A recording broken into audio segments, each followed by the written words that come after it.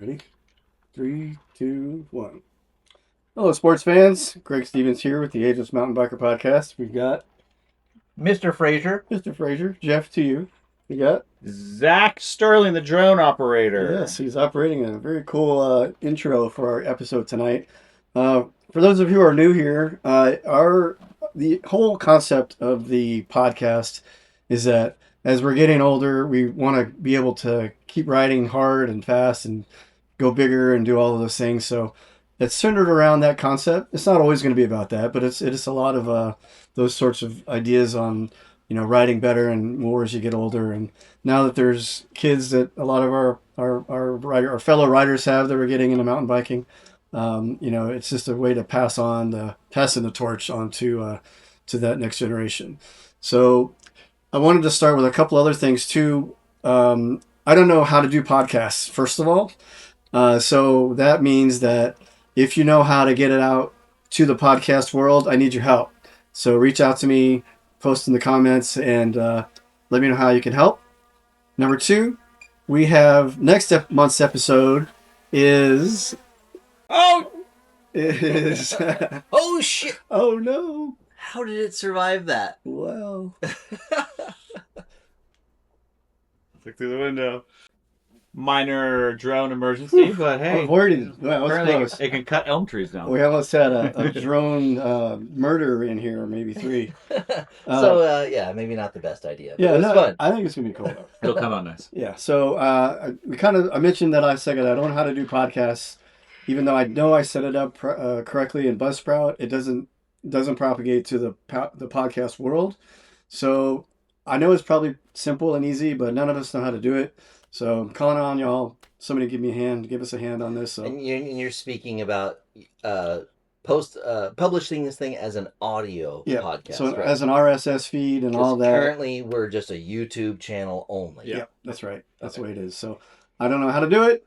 I tried it the way I thought it was supposed to be done, and it didn't work. So need some help. Number 2 is next month. Episode. Yeah, next month's gonna be badass because we don't normally have a theme other than the sort of aging sort of thing. But not like a whole theme of the entire episode. So next month is the Ladies' Night with Kirsten Hammersley and Kat Hunter, who are 2 badass women that ride in the Austin area. Local lady legends. Local to Austin, they're amazing. So coming to represent the grit. It's going to be awesome. So you got to tune in for that, and it's going to be a great one. So tell your friends and neighbors, and we'll be. What is the date we're set for that one? Middle of May. Sometime in the middle of May. So it'll come out end of May. In about a month. Mm-hmm. Yeah, a little bit more than a month maybe. But stay tuned for that. And then you know what that means. Let's get this thing rolling. We've upgraded the bell. Yeah. So BDRs. I didn't know this one when I saw the notes. Yeah, you mentioned BDR, and this is my first time hearing this one. I just got back from a BDR, which I'm trying to remember what it stands for. Backcountry Destination Ride. Oh, okay. Yeah, the BDRX is what I just completed. But then you called it It's a big dumb ride. Big dumb ride. What are you talking about? We've all done them. I would say my biggest, dumbest ride was the Dragon Slayer. But there's lots of others that would qualify that aren't that epic. But what makes a ride big? Well, remember from my birthday a few years ago, we did that Greenbelt ride. It was only like 37 miles, but you said that was the hardest ride you'd ever been on. That was a big long day. So it's relative to yourself. It's not necessarily a long ride. It's one maybe that challenges you. I seem to have done a lot of those on my birthdays. That's funny because as soon as you said big dumb ride, I thought about my birthday ride this week. I just turned 44 on Wednesday, and I did a pretty big dumb ride that night. I'm old enough now where we're assuming that everybody knows what the birthday ride is. In the cycling community, it's a tradition to ride on your birthday the number of miles as the years you turned. And it might or might not involve pub crawling. Usually it does. And it did. And so on Wednesday, we crawled some pubs, and we only had a few miles because we're lucky the pubs are close. And so at the end, I took my last good eye, and I went out and got the rest of my mileage to get up to my 44.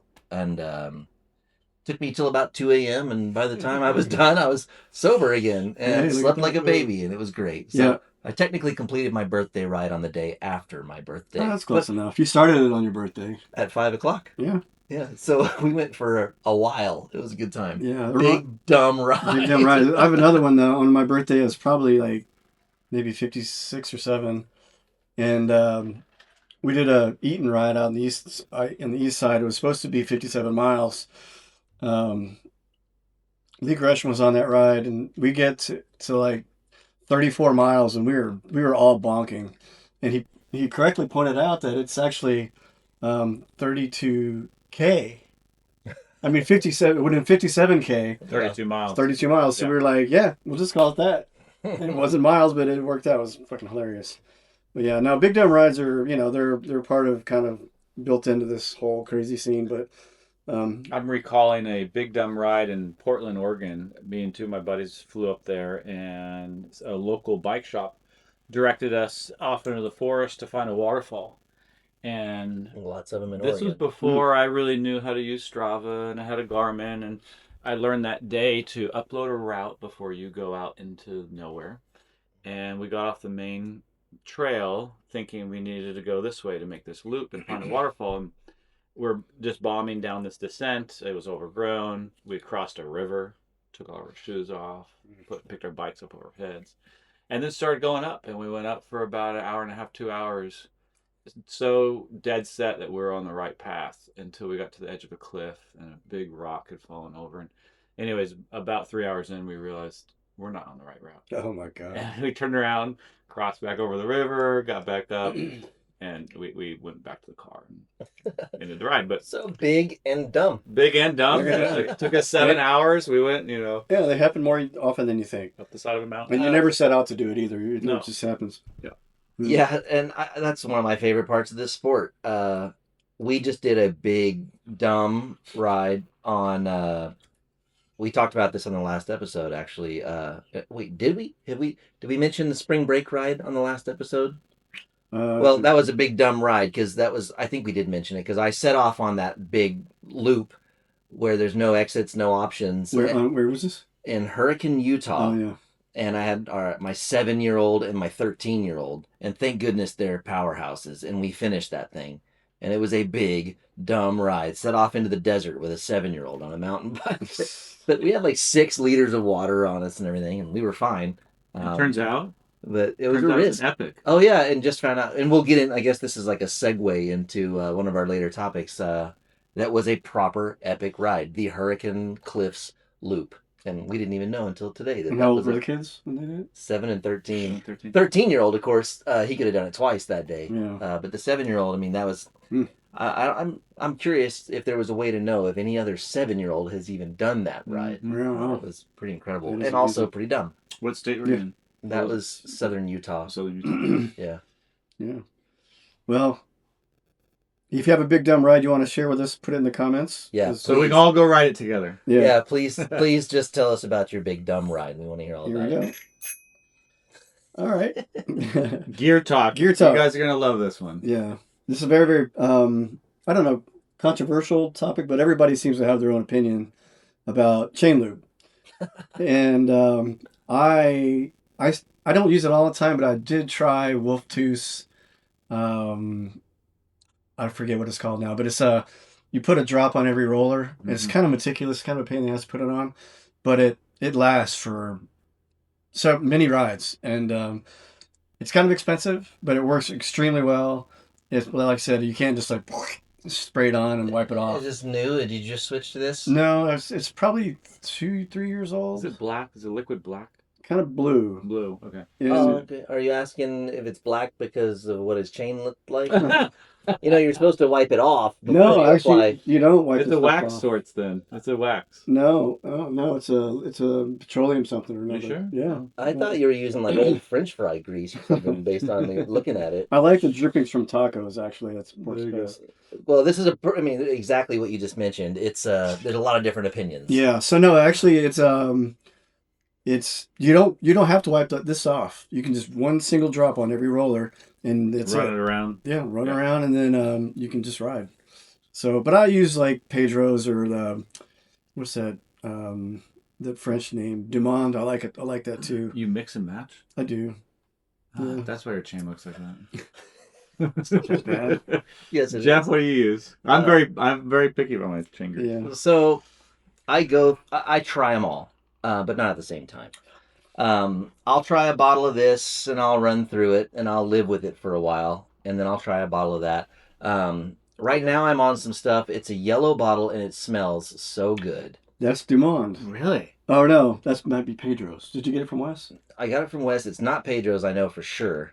I know this. I have some of the same stuff because I got a lot when he closed out. Yeah. Yeah. And it smells really good. And Yeah. shame on me. You know what? I'll have Zach put a little note up in the screen right here that says what it is, because I like it a whole lot. I start with a clean chain, and then I add a little bit of that and run it through all the gears and everything, wipe off the extra, and it works really, really well. And it's pretty easy to live with. Here. So I've used 2 different chain greases, and I've used one of them. No. I've seen that. No. I've No? tried that rock and roll. Rock and lube, roll. Yeah. And that's okay. That's it That's right it there. here, yeah. It is Dumont. Just do one. Oh, okay. Yeah. Oh, I yes. have the same stuff. It sure is. I have DTEK. European. I have few bottles of that. DTEK. Yeah. Yeah. I use 2 different chain lubes. I use Triflow. I've used it since I Triflow's started riding good. bikes. Yep. Little side note on Triflow: you have to hold a hazardous material license to sell it. Yeah. So you cannot find it in a lot of stores Huh. because of a certain petroleum product in there. Yeah. I learned that through ATX because Frank told me. I went in there looking for it. He said, "Oh no, a city inspector came in here and told us we had to remove it off our shelves or apply for this No license." way.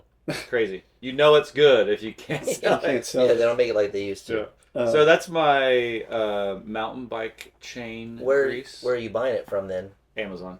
Hmm. Amazon. course. I think Trek Old Bicycle Sport Shop carries it as well. But then on my gravel bike and my Surly, which is my desert bike, I use a wax T9 bike wax. Yeah. What's the process for that? I've never done it. Similar to yours. Apply one little drop to every. Oh really? I every- thought you had to like get a thing and melt the wax and then. No, that's a different kind. I've never So- used that. That seems like a pain in the ass. Heard good Yeah. things. Jack does that. Mhm. Yeah. And Jack we Hunter. we should have brought Mott. him in here to Jack tell us all Mott. about it. Mott. Jack Mott. Yeah. That's funny. Yeah. So yeah, my process, start to finish. Take a chain on any given Sunday, throw it in the ultrasonic cleaner. I love it. I use a mix of purple. What's the green degreaser? The Simple green. Simple green. Mm-hmm. I buy the simple green and purple. Simple purple. Simple purple. I do a 50-50 mix of simple green, purple, Oh. and water. And I have an In your- ultrasonic cleaner Inside of there, you have in the the liquid. the bath. Throw the chain in there, turn it on. Mine has a heat and jiggle. Mhm. And I run that for about 45 minutes while I do other stuff on the bike. I'll go through and check the spokes or God, I the should things have that you done do. my chain tonight. You could have been down there cooking right I now. know. So the chain sits there in the ultrasonic cleaner, and you pull it out and rinse it really good with water. Warm water is great because you want to rinse all that degreaser off. And then you end up with this beautiful shiny chain. Better that's, than new. That's super vulnerable. It's got no kind of lube on it, and it's like ready to rust. And so I go over to the air compressor, and I dry that thing off real good with an air compressor. Yep. And I take my time. It's therapeutic, And once it's super duper dry and clean and beautiful, then I stick it on the bike, and then I go to my DTEK chain lube that I'm on right now, and lube it up real good, and I run it up and down all the different gears on the cassette. And then I just grab a clean rag and just run the chain through a clean rag just to wipe off any of the excess, because any of the oil that's on the chain is pointless. It's the oil that's in the chain that's actually doing something, Mhm. And then we're good.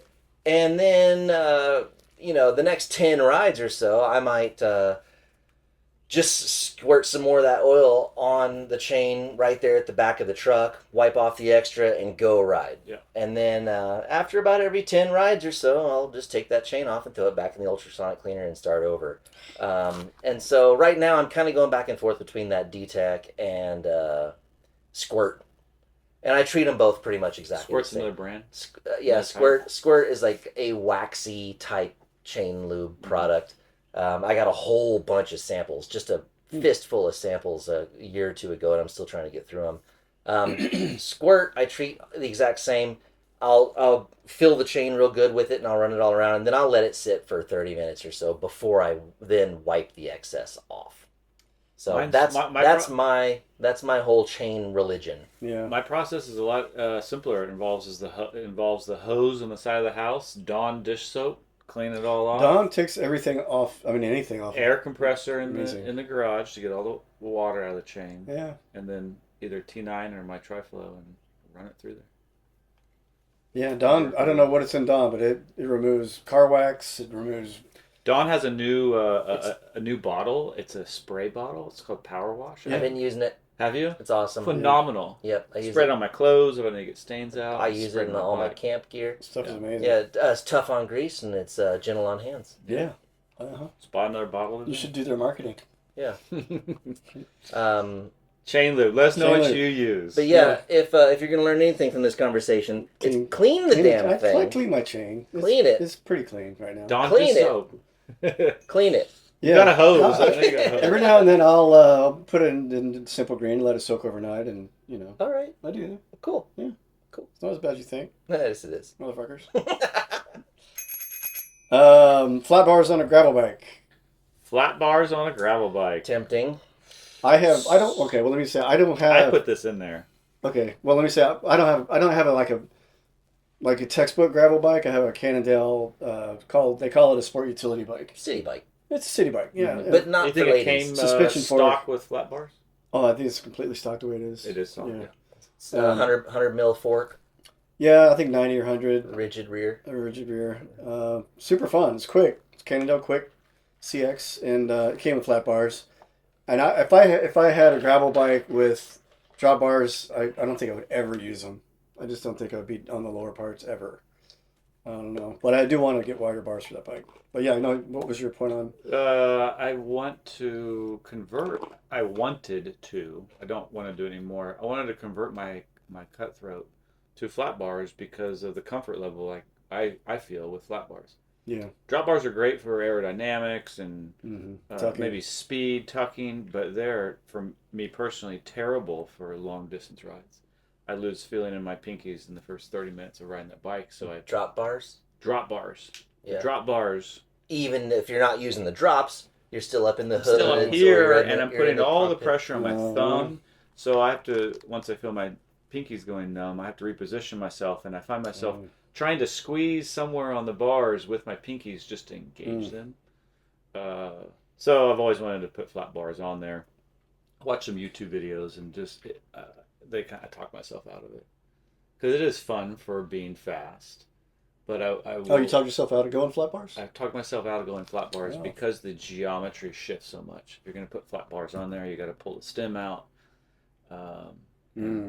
And then you're changing the whole geometry of the bike, and it's going to feel different. It's not going to be as reactive. Yeah, interesting. Yeah, longer stem would make it harder to less corner and Yeah. turn. Yeah. All of this is, mental thought to prepare for another ultra long distance ride, and I don't want to do it on drop bars. Another big dumb ride. Another big dumb ride. You have Ultra one. dumb ride. Well, I don't want to get into. I want to ask you in a minute what you're hinting at. It's not going to be in the United States, or it's not going to be in North America. I'll say that. Awesome. Yeah, let's talk about that. Yeah.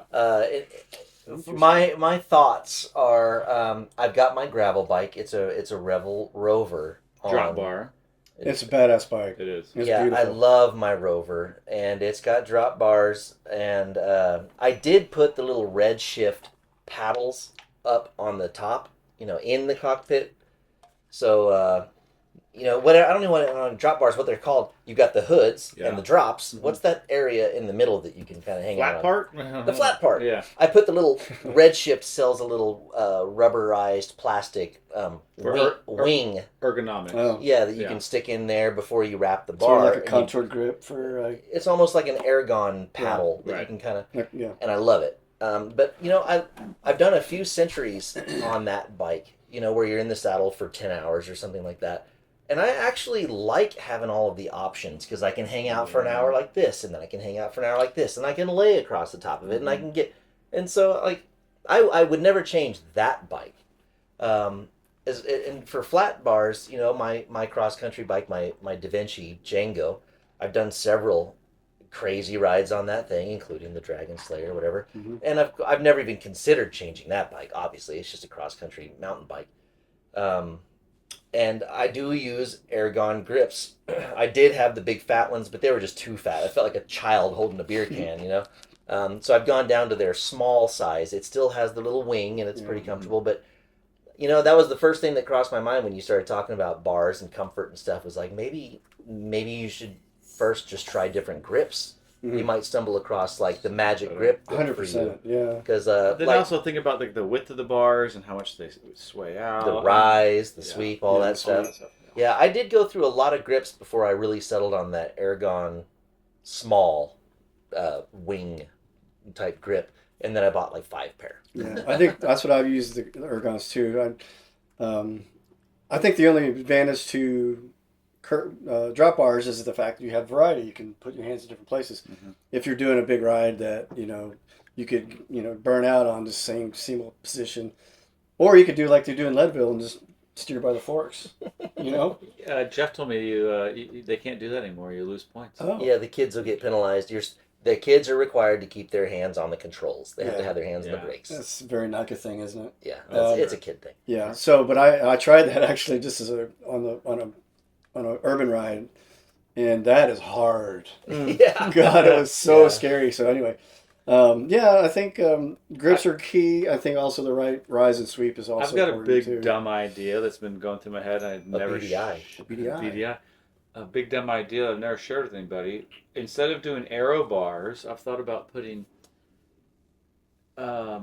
pads on my arms right here, like shin pads, but put them inside of your sleeve or your arm sleeves, and then just rest your elbows, your arms down on your bars. And that'll keep the girls from bothering you. Yeah. Good. Yeah, you'll never talk to a woman again. I'm gonna test it and see if it works. My shin pads on my forearms. That's a commitment. That smells like a sweaty commitment. Keep us posted on that one. I will. It's gonna be great. Yeah, I do Stay like. tuned. It took me a long time to get comfortable using the actual drops themselves. Yeah. I remember when I first got drop bars, it wasn't that long ago.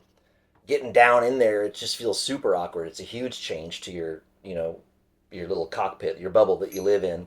But now I can get down in there and really crank, and especially when I'm running with the kids who are all so fast now, I'll get down in the drops on my gravel bike and really get after it. And I like having the option. Is it safe to say on drop bars that is the most aggressive position to be on the bike? The most control over the bike? My first thought is that's where I have the most braking power because I'm at the bottom of the lever and I've got a lot of leverage. That's true. And yeah, now that I've gotten used to being down there, because the bike changes completely when you shift down, you just really manhandle it and you pull it in. And ride it more aggressively. And also the amount of turning you do, I feel like it tightens it all up. Yeah, I would say yes. Like I would get down into the drops if the going gets tough. Yeah. Mm-hmm. Yeah, I can see that. Yeah, I feel like people who don't use contoured grips like the Ergons, or where there's a lot of them, but they just have like, you know, grips that just are around the handlebar, and that feels like, to me, that would just be like just a constant pressure point across your palms. Yeah. I don't get that at all, especially when you have the option of not having to do that. It's got to be painful. Well, a lot of the bikes have foam grip. You know, a lot of the racers use those foam grips. I don't know the brand. Yeah. Off my head, but ESI. Just a little piece of foam. ESI is one. Yeah, I like contoured grips. I will never ride I just anything rip through those ESI foam grips so often. One little nick of a tree and you've lost the corner. That's a pretty polarizing product. You either love it or hate it. Yeah. What? Contoured? The ESI foam grip in particular. There's a lot of people. Ergon are the best. Yeah. In terms of comfort. Mine lasts forever. Yeah, I mean, I've had for years. Wes is an ESI guy. He loves them. He loves them, yeah. One of my boys, my little one, he loves them. But he's too little to really have an opinion. He just uses what Dad gives him. Yeah. What I are don't like him. That's why he's got them. What are the hook handles? I don't know the name of them. I have them. Bull horns. Bar ends. Bull horns? Bull horns. Bull horns? Called them bar ends back in the day. I think that's the most comfortable position to be in. Yeah, but man, being that You'll this never is, talk to a woman if you have those. Like, Oh, I have on my No. Surly. oh no. but being that this is a Driving a mountain bus. Good bike, thing you're married. a mountain bike podcast, and we are mountain bikers. Those are just asking for it. I mean, I don't know how you haven't gotten ripped off the bike. Well, I used it's to my run that. desert bike. I'm not in Oh, trees. yeah. I'm not. Well, I started riding mountain bikes in 88. They all came with them. Then. Every bike had them, and they were huge. They were like, It was an aluminum- length of my hand. Like they curve around like that, either side. And I never. It's a shame we don't have an old set somewhere because we could have put the bell on it. I have. Next time we'll upgrade this. Yeah.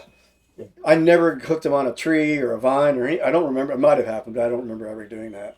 But I know now there's little bitty ones that are like maybe that high. Ergon makes it too. I have them on. I think the Ergon makes them. Yeah.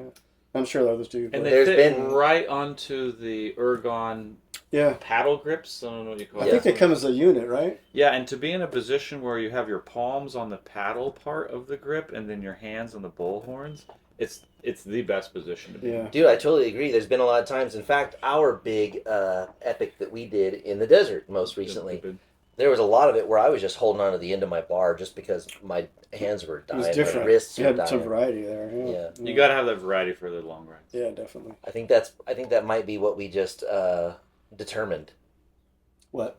Variety. Varieties. I think variety is a solution. Yeah. For Try a long whole rides. bunch of stuff until you find what works for you, Mm-hmm. and then keep trying stuff. Yeah, because new stuff's going to keep coming out. Yeah. Like, God, dang, I got to try this again. Yeah. So, I know I think I said it in a previous podcast, but who's going to be the first to buy a 32-inch? It's Tate. It's going to be Tate's going to be the first one? He's so excited. He can't wait. Tate, I hope you're listening. You are a monster freaking rider. I've never rode with you outside of Crank and Drink, but Tuesday night we went urban. He was absolutely just He's a beast. trucking it. He's a Yep. beast Yeah. Yep. on that. And he's a guiding light. Yeah. I can turn my brain off when I'm riding with Tate because I know he's going to take care of us. Yeah, Yeah, he's a good make dude. good decisions. Yep. Yeah. And last thing, we're going to try that. Mango limeades tonight, fellas. Mango spider legs. Tastes like tastes like a Spider-Man legs. Last topic on gear talk. That's really good, by the way. Is servicing dropper posts. So I've done it on mine. I have a OneUp V2, I think it's called. Or like V3, I think is a new one. V2 is what I have. That's what I have too, and it's wiggling. It wiggles like crazy. It did it from the beginning, but it's worse. Getting worse, mine too. And I think it's those pin bearings that are in the shaft that holds the cartridge. So I need to get in there and do it. I should have done it when I replaced the cartridge because I replaced it. It wasn't that big of a deal. You just got to be super meticulous about how you take it apart and then put it back, in the exact same reverse order. Not hard to do though. I think it's one of those overlooked things that nobody really ever does. Why'd you replace the cartridge? It wasn't going up or down or something. I forget. Mhm. So once I did it, it was like brand new, except it still wiggles. Yeah. So I think that's probably what the bearings, those pin bearings, are the problem.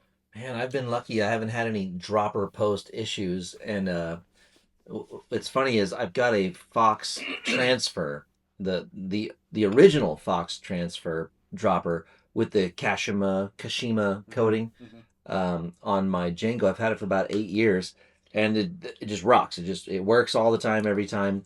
It is starting to kind of show its age, but what's funny is it's non-serviceable. It doesn't have a little. There's no threaded collar. Is there a Schrader valve for pressure? No, it is not. It is fully unserviceable. I'd heard something in passing. Somebody had mentioned you have to send it in.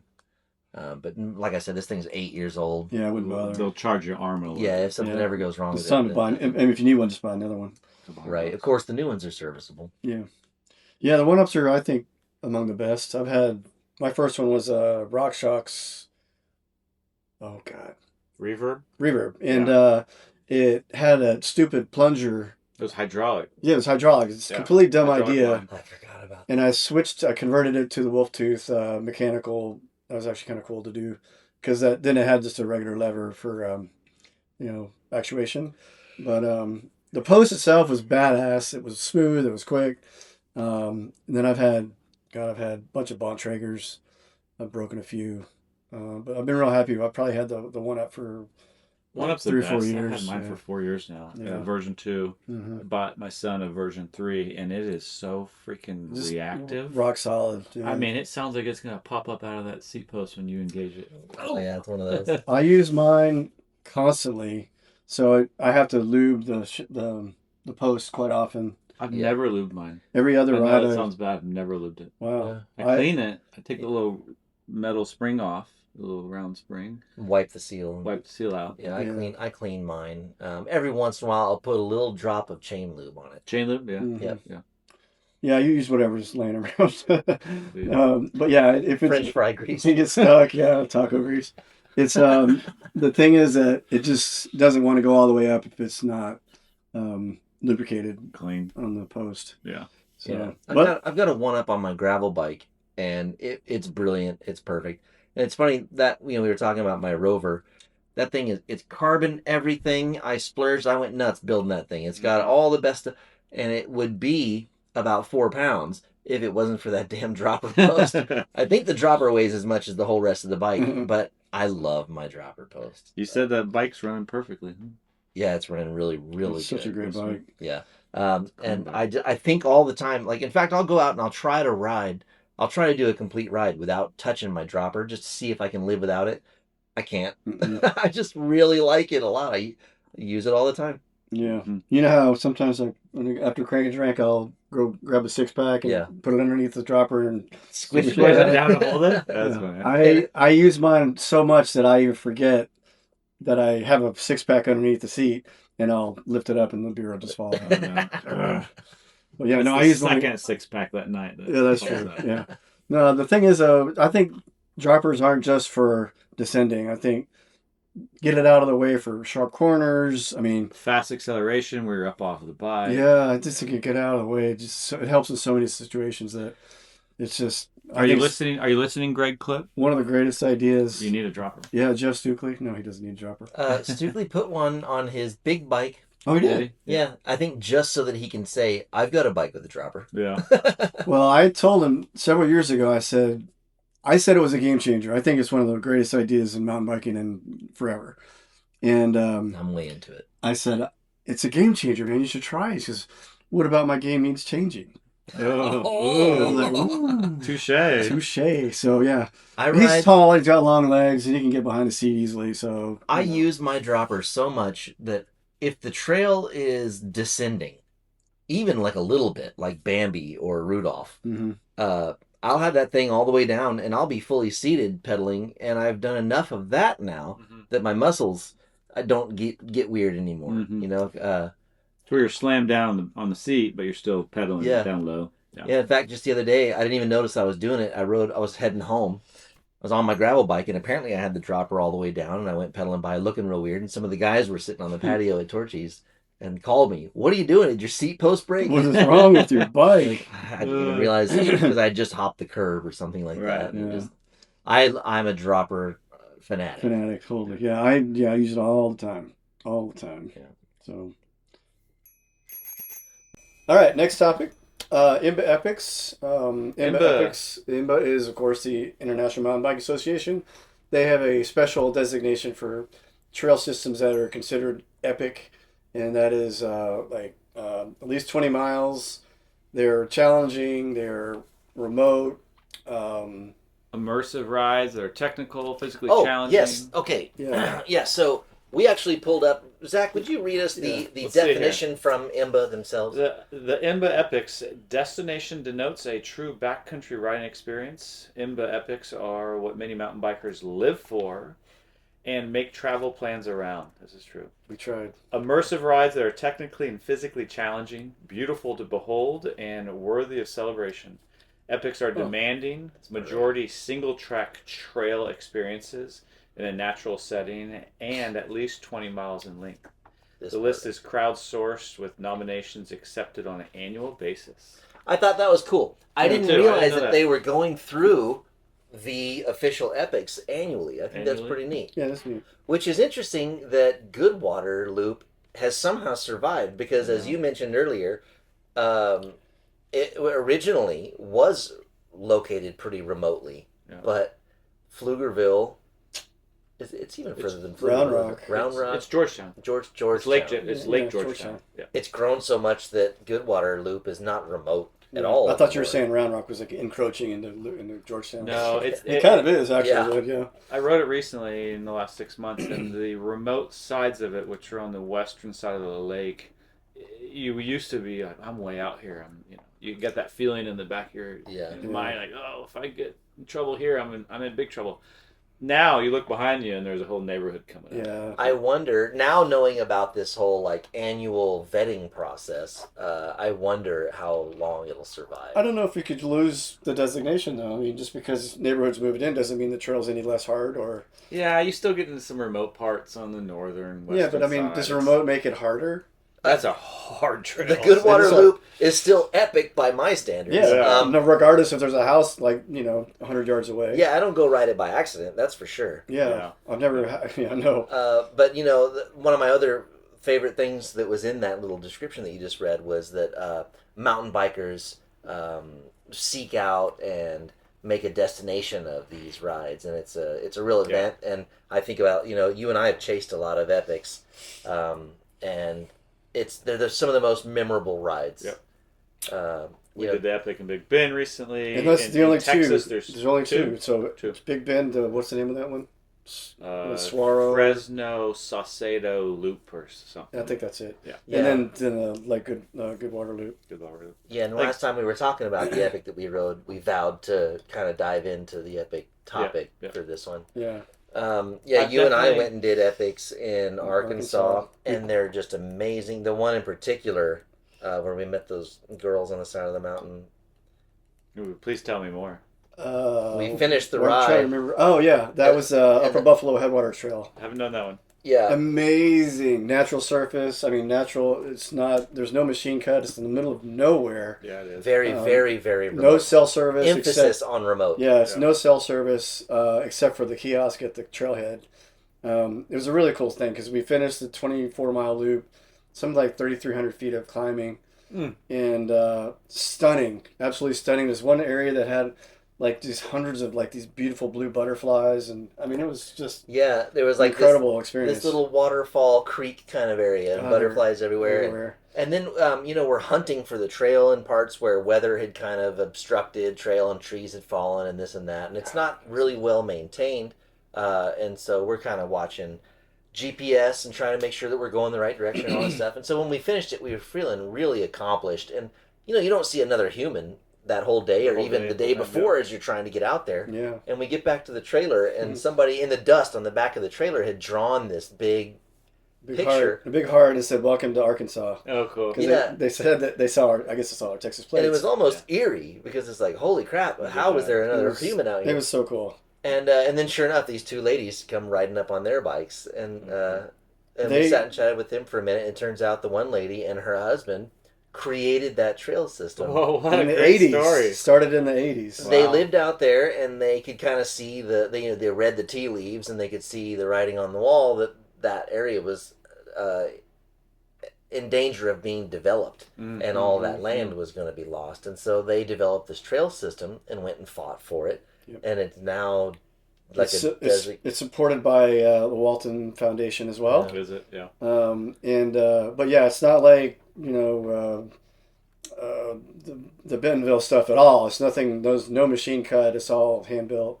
Yeah. It is just no berms. Stunning. I mean, everything about it is just perfect. Yeah, and it just really embodies, and I think we kind of have the same idea that really kind of defines the IMBA Epic. Yeah, I think that's the perfect IMBA trail, Epic trail. That just defines the whole thing. Yeah. But so if you want it, it's pretty far east, and I think maybe North middle of the state. Central. It's north central though. Yeah, a little bit north. Yeah, of the center. It's so far out though that all the trips I've made to Arkansas, I've never been because it's a long. There's nothing else around there. It's epic. It takes some effort. Yeah, it's up in the Ozarks. And you need to have a good 4-wheel drive. I think is probably best. We had a no. I mean, you don't have to do. I'm not saying you have to like 4-wheel drive. It would help if you had 4-wheel drive. If you're not pulling a trailer, it'd be no problem at all. Maybe just high clearance to get up there. Yeah, it's a rocky, loose road, but. Yeah, no, we had a Highlander with a 22-foot trailer that we That we were living out of. Yeah, I mean, it was like the two-wheel drive kind of got us into a little bit of trouble in places, but no, it would help to have a vehicle that's capable of those types of things. So, I've done an epic on Mount St. Helens in Oh, wow. Washington. You're kidding. that's cool. Not kidding. That's cool. It's called something Abraham because there's a big valley gorge you could definitely fall into riding along the way. But it was out and back, up to this viewpoint and back down. I think I've mentioned this on a previous podcast because when we got to the top, it took us a long time. I had planned for like a 3-hour ride, and it took us 6-7 hours. We were out of water, but Oh, jeez. we get up to the top, and the guy looks over and he says, "How'd you guys get here? We've been driving in the car for 6 hours to get to this point, viewpoint."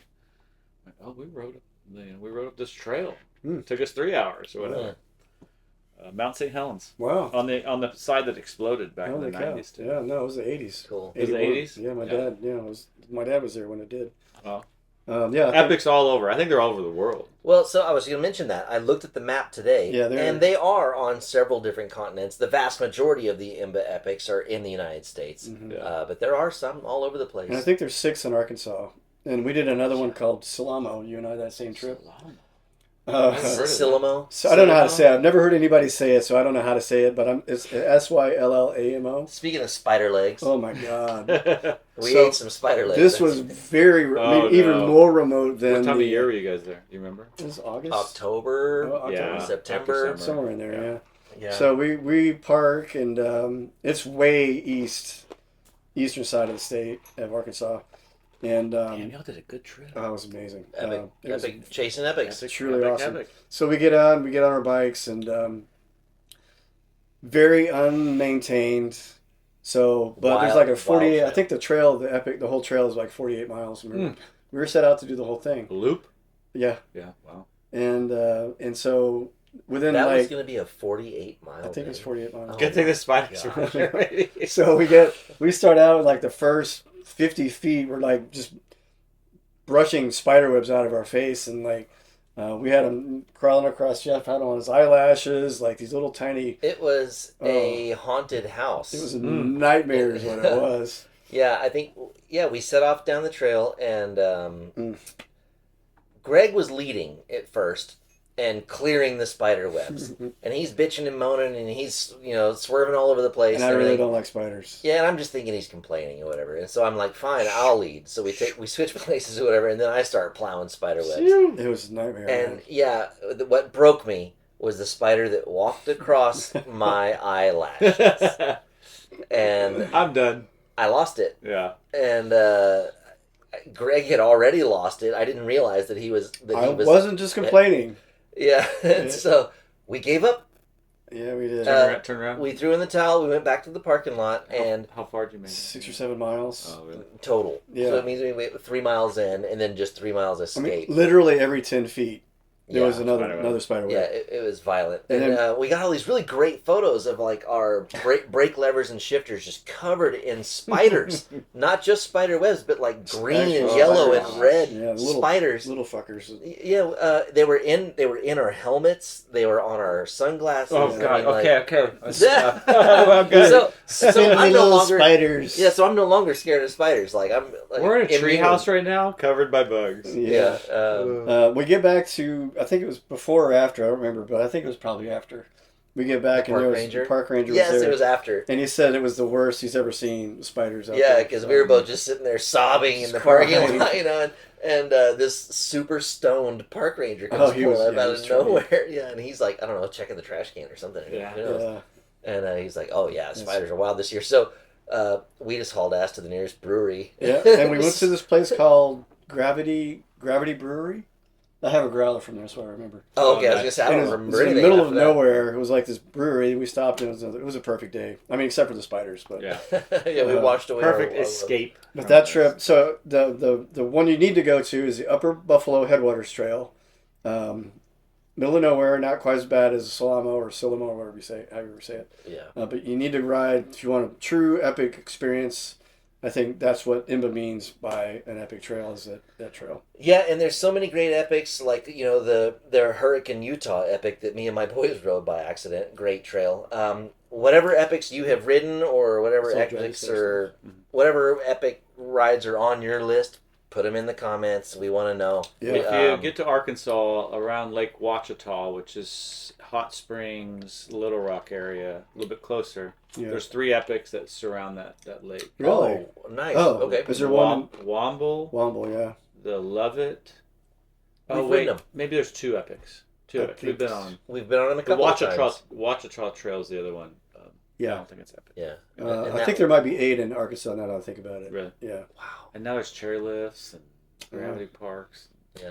So yeah, the IMBA Epic kind of system or ecosystem, or it's really cool for me. Like it's a great way just to set goals. You know, like our whole thing of like I don't want to die without a trip on the calendar. Throwing a dart at the map and finding the nearest epic is just it's so far.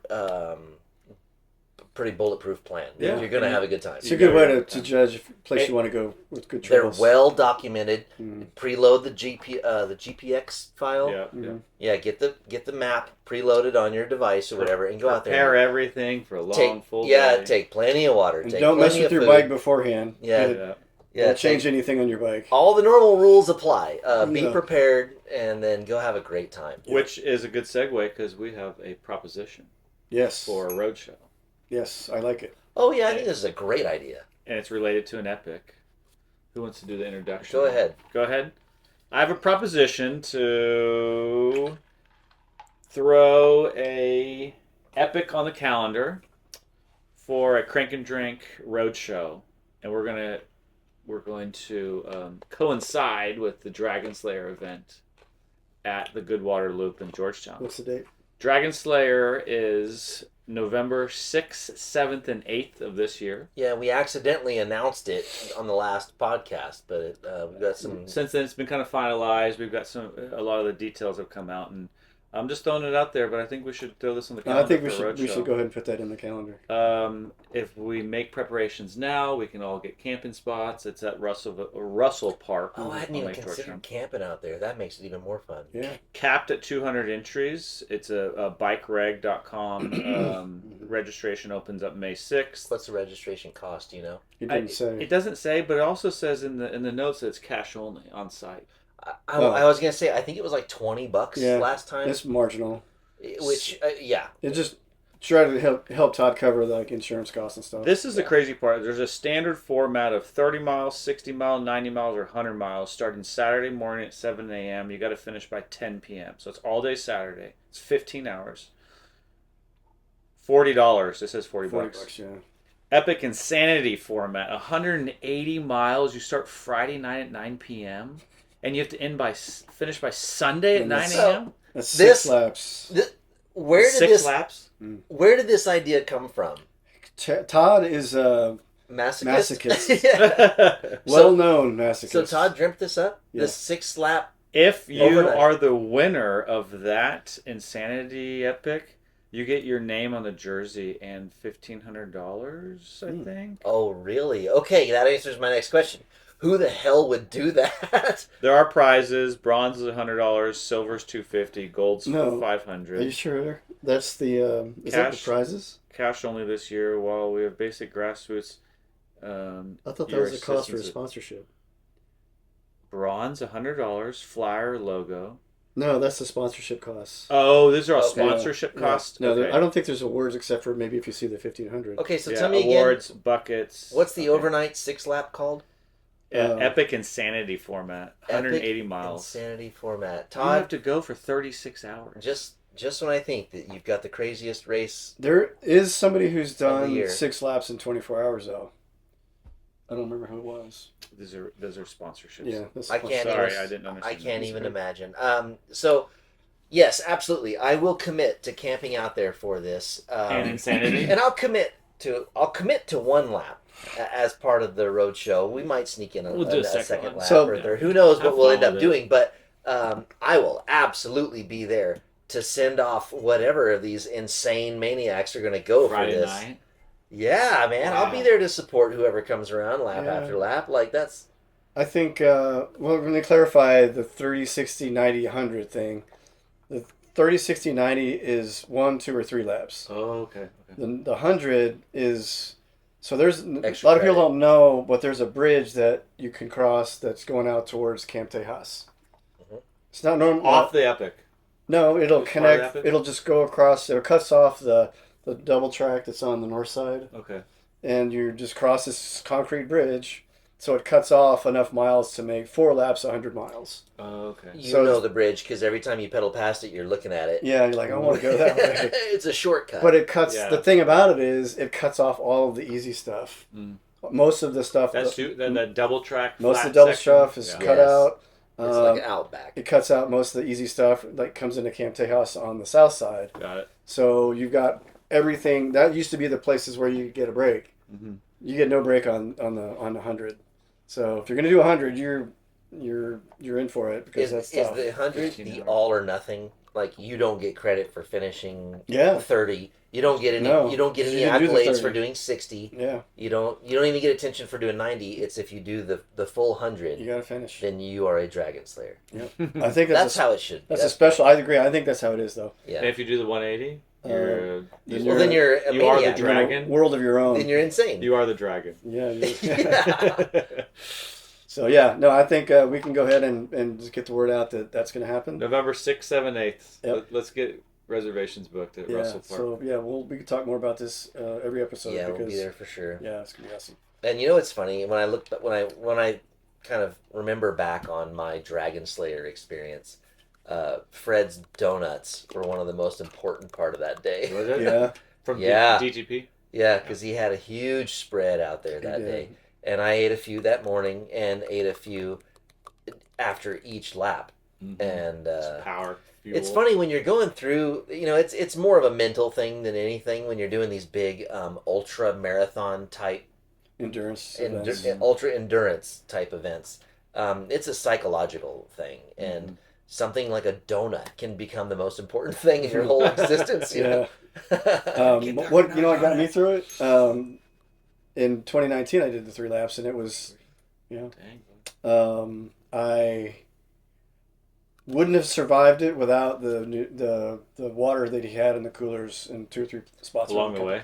He had hammer heed in there, Yeah, and that saved my ass. I would have. It has its energy stuff and its electrolytes, and I wouldn't have finished if he hadn't put that out there. What is your least favorite memory from slaying the dragon? Saddle source. Yes. Ooh, Okay. next So I day, knew that same you would day, know. same day. Mine is the goo. I was on a really strict schedule. At the top of every hour, I would eat a goo packet, Yeah. and it was great. It was the nutrition that I needed to finish that thing. But I didn't shit for 3 days Oh, after that, and I've never had a goo since then. Oh. And Wes had warned me leading up to this thing. He says, make sure to get the variety pack at least, because if you Yeah. buy the same flavor, Oh. then you'll blow your brains out. Yeah. Yeah. So at least I had a different flavor each time. I would kind of like dig through the pouch, without having to figure out what it yeah, was. but God, that stuff is intense. It is like just straight energy, and it messes up your system. On a 13-hour ride, you eat 12 of them or something like I've that. started testing, making my own nutrition water supplement.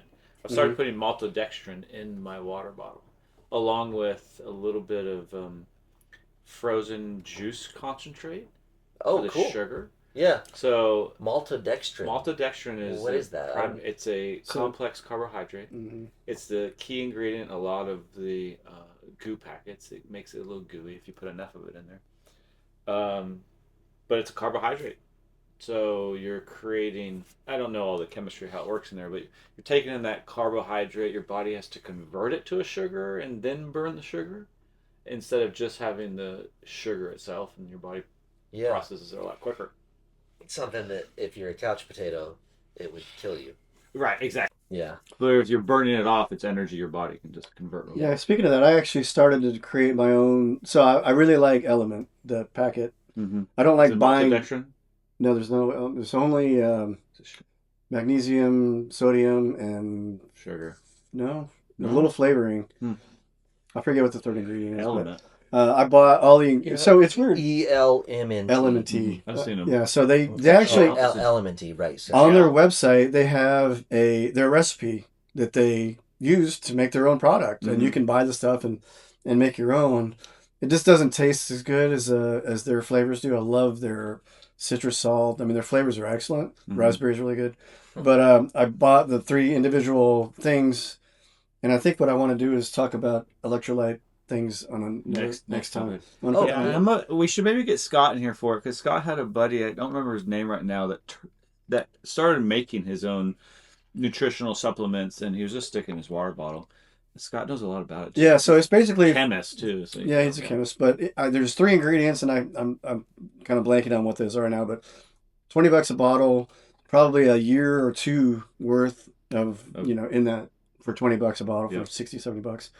So yeah, I want to definitely talk about that on a future episode, because I think that's, especially with summer coming up, you're gonna be sweating and you need it more. Now you start sticking a little salt in there. Yeah, let's do that. So I think that's totally worthy. And we'll have the ladies on here. Kat knows her nutrition. She's got it. Oh man, I can't wait. Yeah, it's gonna be great. Yeah, cool. So if you missed it, Kat and Kirsten come in next episode. So it's gonna be awesome.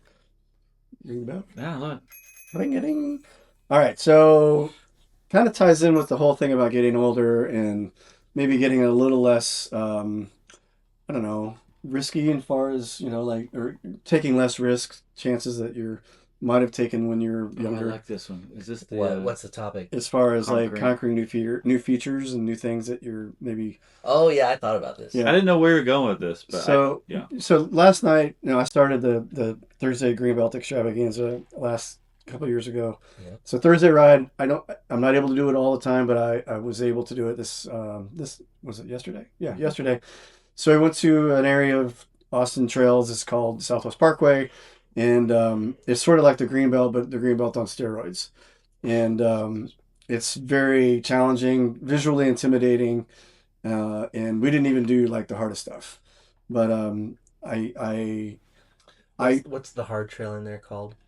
Well, I think the only trail that I can remember the name of is Texas Pride. Oh, but there's others I don't know.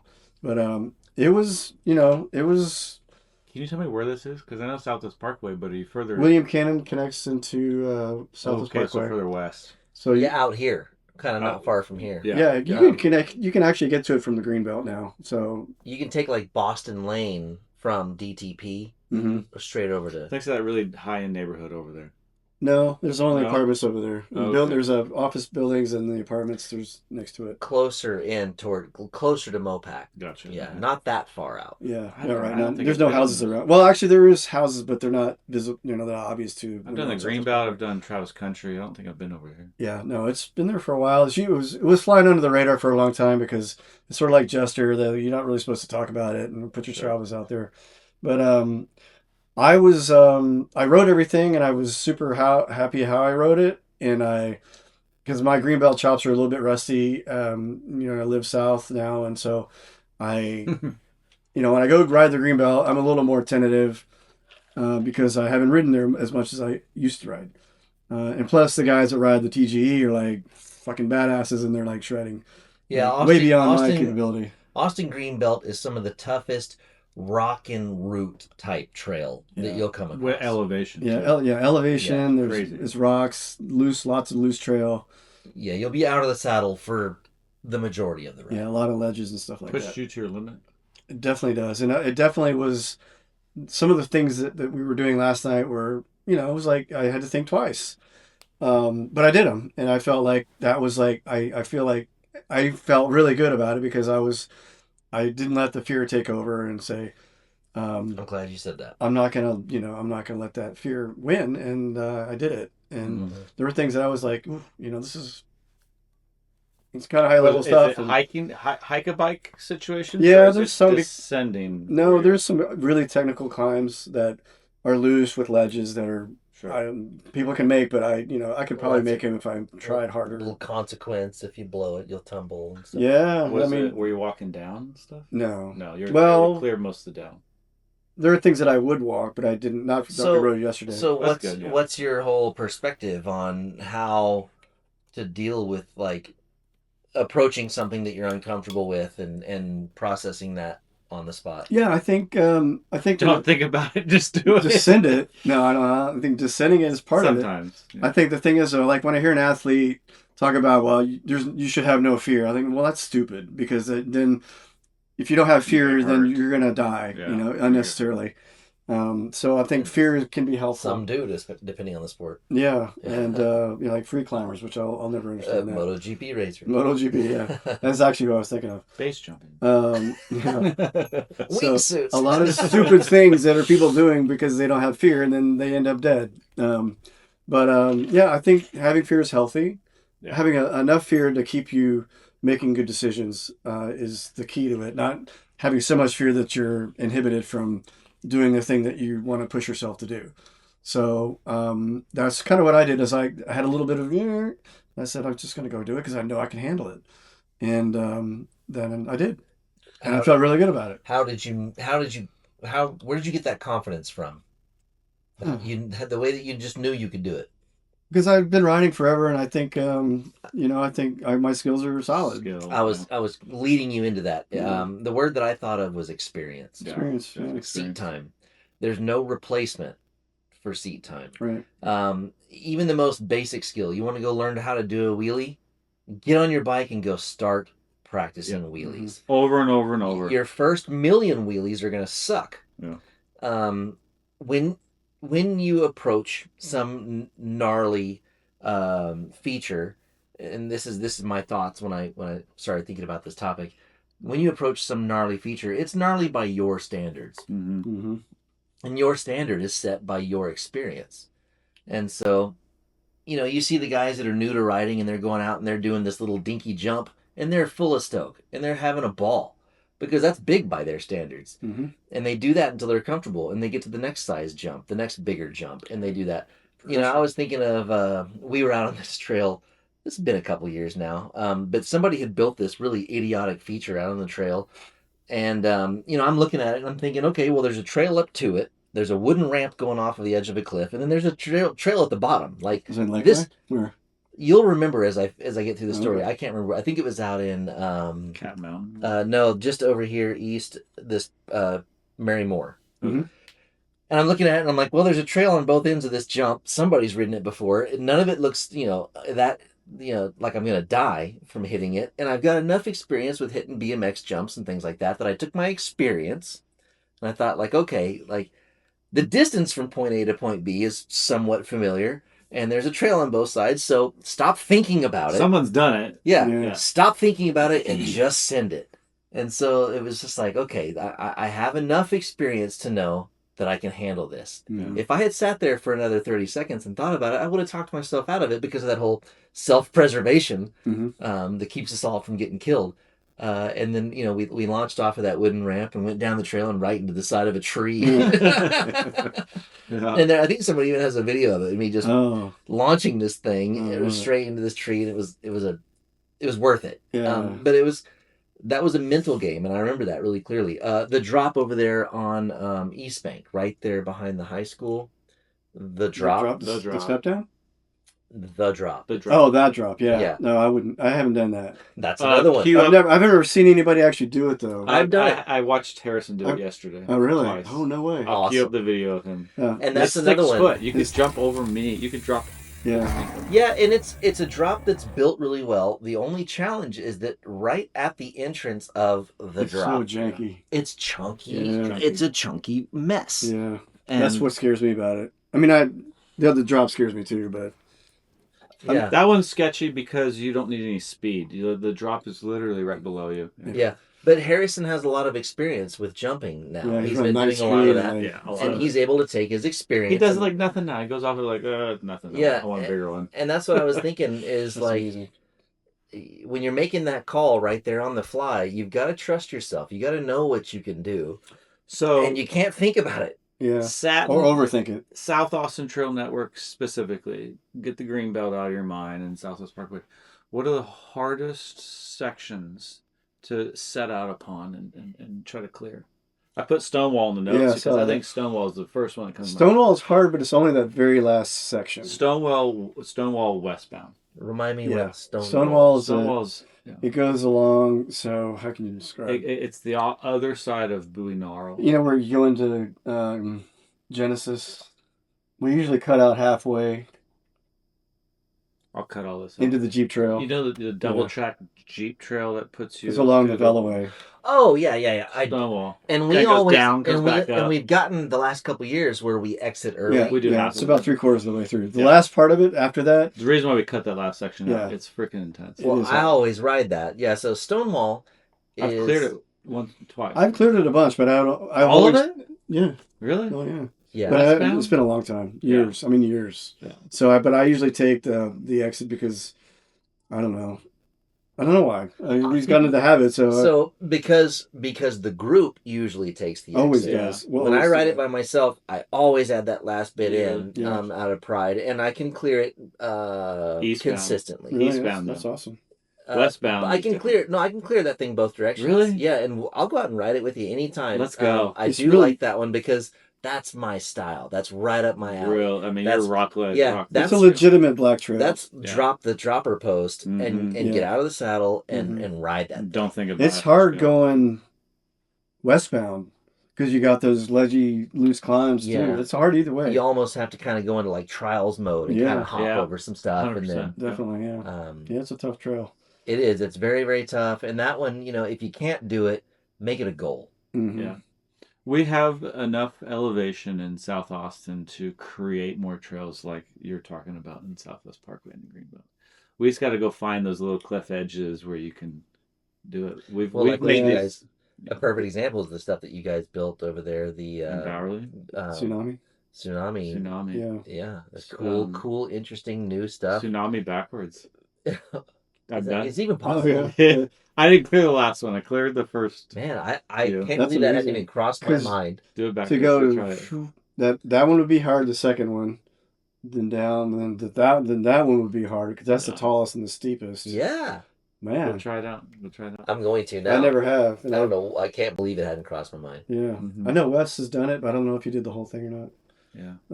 But yeah, so I was going to say also about how confidence helps and experience help. I'm going to say how experience helps. Confidence in your ability is also important, but I think also modern mountain bikes make it 100%. everything a lot easier than Yeah. it used to be. Have you seen the video that's getting popular online this week? A guy goes off this cool drop, and he would have gone full OTB had he not been on a modern slack And bike with a long shock travel. Just And the soaks front, it all the up, front you know. fork is just working, my and it God. somehow saves his ass. Yeah, no, I think most people's mountain bikes are better than they are. Like they can do more than the rider can do Yeah. on that bike. Oh yeah. I You think can buy your 100%. way into a faster bike or a faster ride. You can buy Yeah. your way into. Yeah, and you can also crash a good bike Yeah. by Yeah. being an idiot. Yeah. And that's goes back to the whole just seat time. Just ride. Just ride. just Just ride. Exactly ride. right. Yeah, it Have doesn't fun. matter if you're good or if you suck or what. Just go have fun. Just go ride your bike. Just get better. Yep. Set goals for yourself. Even if it's going off of that little jump, go off of it till you're comfortable. And then the next jump is bigger. And then all of a sudden, you're Harrison and you're Yeah. launching off big Clearing stuff. big ass. And he's what? 14. 14? 14.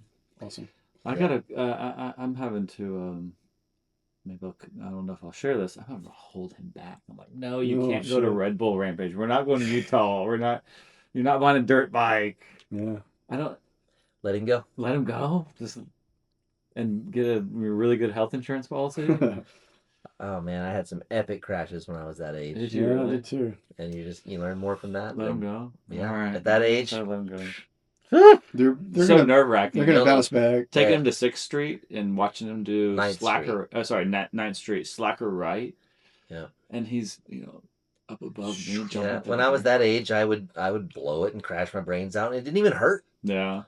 Bounce back so fast. Yeah, So, you yeah. only get one shot at being made of rubber. Yeah, no kidding. Yeah. So what else? We'll wrap up with like, as far as the South Austin Trail Network goes. What other like challenging sections do you have any that stand out to you? There's a section in Meridian that I've only rode once. It's on the other side of the Bear Lake. I don't know the name of it. Highline? Not Highline. Not Highline. No. No. That's a challenging trail though. But it's if you were to connect the 3 drops, 3 jumps down, and then you go left. Oh, that's rim shot. Rim shot. Yeah. I've only done it once. I don't think I've ever cleared it though. I've cleared it the other direction, like coming down Coming it. down it. Going up it would be really hard. We've done it before in the Green Trail. Yeah. Y'all may not be aware, but this is the third time I've mentioned Wes in this podcast. He's been out. Hi, Wes. Oh, Hi, Wes. so you're talking about the wall? Yeah, thing? he built a new skinny line New out skinny there in line Meridian. Super long one, too. It's one that we've been looking at it forever. I know, we and we're ride like, through it. Yeah, there's this old stone Row of bricks. It's like they're about this high. Yeah, I was about that almost going wide. to call it a stone fence, but it's only 18 I think inches it's off the ground. erosion, something. It's some erosion, I'm sure. Yeah, Yeah. back when one person owned all that property instead of an entire neighborhood. Yeah, so that's on the Meridian High Line. So It's about I'll a. send you. Do you have the video? No, but I'll send it to he you. showed it to me yesterday. I'll send it to you because What do you think? It's a 35-yard At least. it's a skinny. long Yeah. way. Yeah, So he's built a ramp onto this stone and you hop off and divider. you get right back on the trails. Yeah. It's Yeah. awesome. Yeah. Yeah, and we've been talking about it. And, everyone who's ever ridden past that thing has had the thought, why is it not rideable? Why are we riding through it, not on top Wes of has it? spent 3 or 4 days out there, Yeah, I love and he's got it. Yep, it's gonna be awesome. Thank you, Yeah. Wes. Yep, thanks. So Wes. that's a cool feature in Meridian that I'm looking forward to riding. Mm-hmm. Yep.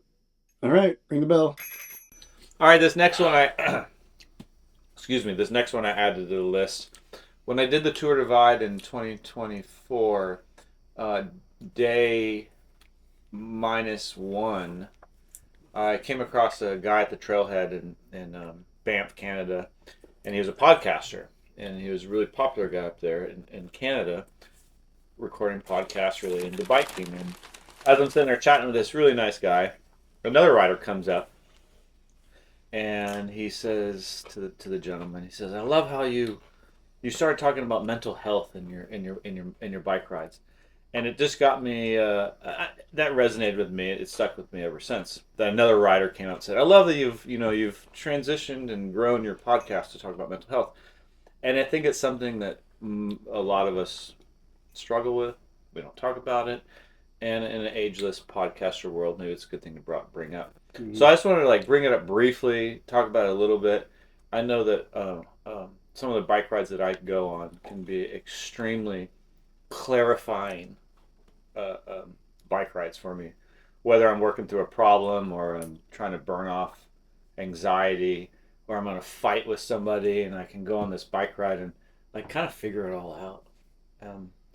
So I wanted to bring it up and just say that, Yeah, I think to me, whatever I spent on my mountain bike is what I would have paid a therapist. Right.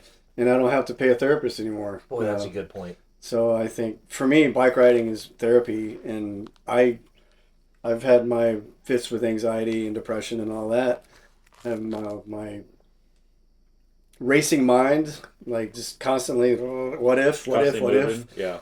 And so when I get on a bike, it's it just settles all that down, and I'm, it just releases. So, like we were talking about, a couple podcasts ago, we talked about being in the zone. What did we call it? In the zone. In the zone. We called it something else. The flow state. The flow state. The flow state. Yeah. Being in that flow state, I can process the problems I'm encountering in my life so much easier. For sure. Yeah. Yeah. I go to, when I ride, so I've been building a business, and it's, if I'm stuck on something and I need to figure something out, or if there's something else going on in my life, I need to go on a bike ride. So I go and I get on a bike and I go ride and I figure everything out. Yeah. And it's not like I'm riding to drain the brain of any thoughts. It's I go and I process things and I figure things out and I come back with clarity and I'm yeah, that's what I got to do. It's crazy. Mountain biking is so much more than just a physical benefit to us. There's so many aspects of it that. What I like is I'm able to do all of those things that I'm trying to figure out in my personal life or my business, mm-hmm. and then also, as opposed to road biking, which I've never really done, or even some gravel biking would be the same as road biking when you're just in a cadence and you're just pedaling through a thing. But Cars are flying by. Yeah, when you're riding a mountain bike, when you're on dirt, it's different because you're having to calculate constantly. I'm coming up to a rock or a thing I got to duck or. There's a loose thing here or whatever. You constantly have to think about what is in front of you and, what's around the corner and stuff like that. So it keeps your mind busy. But at the same time, a lot of that's in the back of your mind in these scenarios where you're having trouble at work or at home or whatever. Yeah. That's in the back of your mind, and I'm sitting there processing this conversation I had. And, yeah. I think at this point, all of us are riding by instinct rather than like, actively. Right. It's muscle memory, so it affords you the freedom to explore your thoughts. Yeah, to figure things out. So yeah, we're not having to think about, oh no, there's this thing that I've got to do. I'm like, well, you've done it a million times, so it makes it easy. Yeah, I've been hearing a lot of research results lately about how exercise in general is some percentage more effective than any medication. And I'm ashamed that I didn't pull up like the actual result, because it's staggering how much more effective exercise is at healing or treating depression than any other medical or chemical. I would love to know the amount of dopamine your brain releases in these moments where you're out there biking. I've tried medication before and it made it worse. So I was like, I don't want to do it anyway. I'm like the guy that doesn't take ibuprofen unless I absolutely have to. I don't take anything. So yeah, I think bikes are therapy, and they absolutely are. Because when I was sitting here as you guys were talking, I was thinking about the kids that are on the mountain bike team are the healthiest kids I know. Yeah. These are the kids that'll go out into the woods alone and take ownership of their own safety and take responsibility for their own choices. Just like we did when we were kids. And and these are good kids, and you can really see the difference between these kids that are choosing to go out and get dirty and get scratches and have adventure and have the camaraderie. And it's the camaraderie, finding those people finding a tribe. All we hear about these days is just how the kids are a mess. They're spending too much time in front of screens and all this blah blah blah blah. Every generation says that the kids are all screwed. Well, man, I can tell you that the mountain bike kids are just as healthy as. Amen. That mountain bike kids are good kids. And by the way, both of these guys are coaches for NICA, which is the kids racing league. Yeah, and so we're around a lot of mountain bike kids, and they're good kids. There's nothing wrong with our future. Yeah, I think it's a bunch of old grouchy men people who just say their kids everything that happened 10 years ago, sucks. But something everyone can relate with, COVID. COVID rocked the planet, and it sent everybody into their own unique spiral. Yeah. But the mountain bike community was healthy, and strong. I was riding more because I wouldn't have anything else to do. Obviously we were physically healthy, and that we didn't have to worry so much about the physical effects of COVID or whatever. But we were the mountain bike, the endurance athlete, the adventure community, the healthiest people on the planet mentally. Yeah. The people that were able to prioritize real risk. It's like, maybe we're going to get a runny nose. Maybe we're going to get something worse, whatever.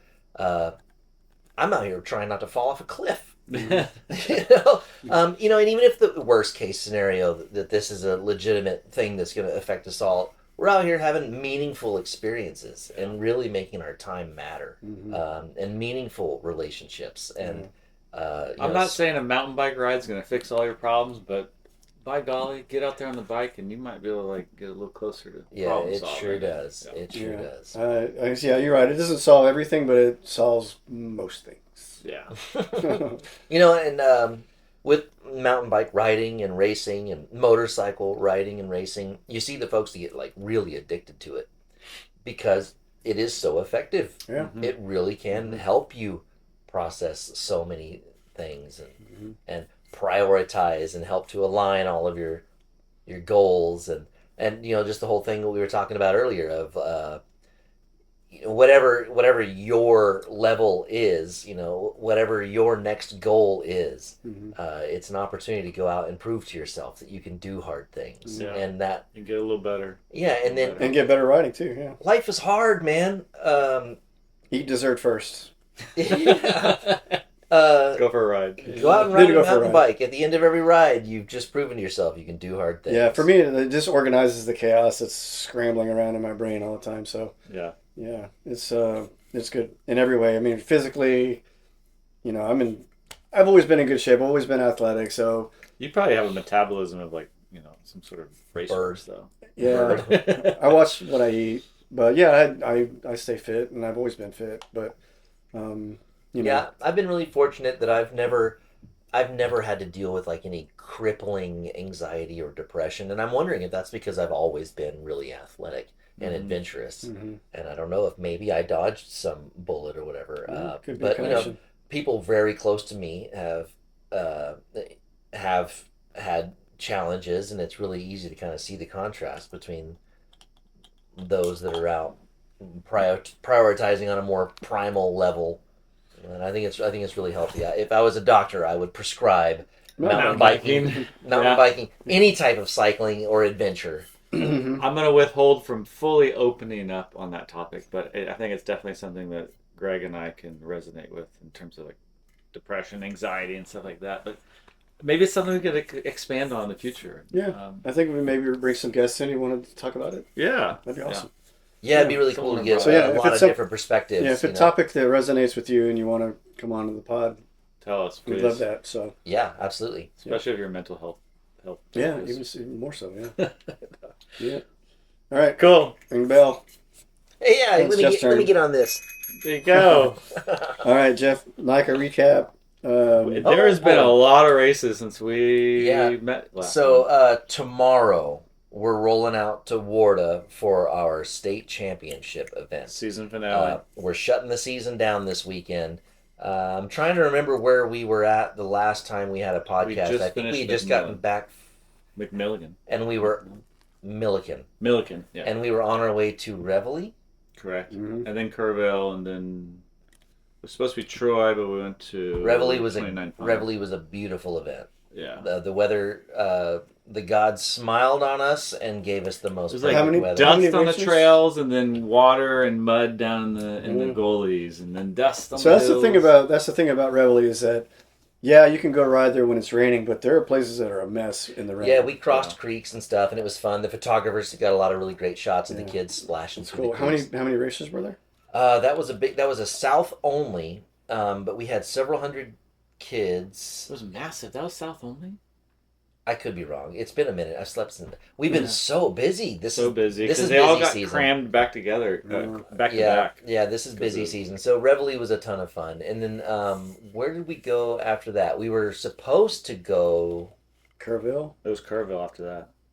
Because then we were supposed to do Troy last weekend, but we went to 29 Pines. Yeah. Yeah. Kerrville was Kerrville. Kerrville was awesome. That was a new venue for us. It was a new trail for NICA. I'd raced Timbra there before. The same track? Same loop. Yeah. Is Kerrville the one that we went out and rode like 30 miles on Saturday? You did. Yeah, I went out and rode like four times laps. and had a ball. And the kids did great. Is that the one where Cage finished? Yeah, because he finished third. Yeah. Oh, okay. It's a great story. Well, after you tell that story, I want to tell a story of cheering Quentin along that trail. Okay. Along that race. You go ahead. So, my oldest boy's in the 7th grade, and 7th grade boy race was starting, and so we headed up into the woods, into a really good spot where at the top of the hill, we would see the kids dip into the woods. There's a concrete roadway all the way up to that point. Yeah, so the race starts, the kids climb this long, long hill, they turn and they continue to climb, and you know that it's going to really weed them out, and they're going to get into the woods, in a pretty critical position. You know, we told all the kids, you're probably going to win or lose your race at the start. Yeah. So we head up the hill, and we're all excited to watch the 7th grade boys. Once and it's single track, and then it's downhill. Yeah. And one of the dads comes pedaling up the hill, and he kind of mentions that Cage missed his call up. My boy. Oh yeah, I remember. My boy missed his call up, and so they bumped him. But and, he didn't actually miss it, apparently. So they said that when he finally responded to his name being called, that was the third time that they had called his name. No one heard the first 2 times, but I still, and trying to be a good parent and teach my boy, like, hey, this is the one time when you need to be listening really close. They they're not going to lie to you and say that they didn't call your name. Like, it's just nobody And heard Timber it. runs good. I mean, Naka runs Yeah. solid events. Yeah, so. it's like you and everybody else down there. Very missed it. efficient. Yeah. Very efficient. Yeah, so I'm really big on making sure my boys take responsibility, and I said you missed it, and everybody else did too. Mm-hmm. Anyway, they bump him all the way to the very back of the second wave. Yeah. And I'm thinking, wow, this is interesting. We're at the top of the hill as all this is going on, so I don't know anything. I hear a rumor from another dad that he got bumped, and I'm thinking that they bumped him to the second wave, maybe the front of the second wave. So, mind you, they combined the time for wave 1 and wave 2, meaning if you're in wave 2 but you're faster timing, they're all racing the clock. clock. Yeah, so I'm thinking to myself, like, Yeah, okay. this isn't, whatever. It's not the end of the world. Yeah, it's not the end of the world. So I'm standing at the top of this hill, and Yeah. here comes the first wave, and my boy's not in it. And I'm Yeah. thinking, okay, well, the rumor is true. Something went down. And here comes the second wave, and my boy is at the front of the second wave by quite a ways. I'm like, okay, cool, this will all work out. What'd you cheer? What'd you tell him as he came by? I tell him, make him pay. Make him pay. Because I knew that there had been confusion, and the dad that came up the hill, he was pretty emotional about it. He was like, they were wrong. They didn't. I talked to Coach. Yeah, and the coaches were involved and everything, and I knew that there was some drama, and so I'm sitting here thinking that my boy had been, I'm thinking he probably got tied up in that, and I'm like, okay, well, go ahead and, put your money where your mouth is, make him pay, whatever it was that was going on down there. Let's go ahead and prove it now. And He so sure did. He was the front of that group. He started at the back of wave 2. So we didn't know this. He comes up the hill at the front of the group, and he's got a pretty good distance. And we're like, all right, cool, you're good. And he heads off into the woods. And then I kind of pedal over to this other spot where we knew that we could see the kids coming through. Mm-hmm. And I'm telling him, like, as I see him, I have a moment to shout at him, and I'm like, hey, you're just racing the clock. You got no traffic. This actually, is an advantage. Yeah.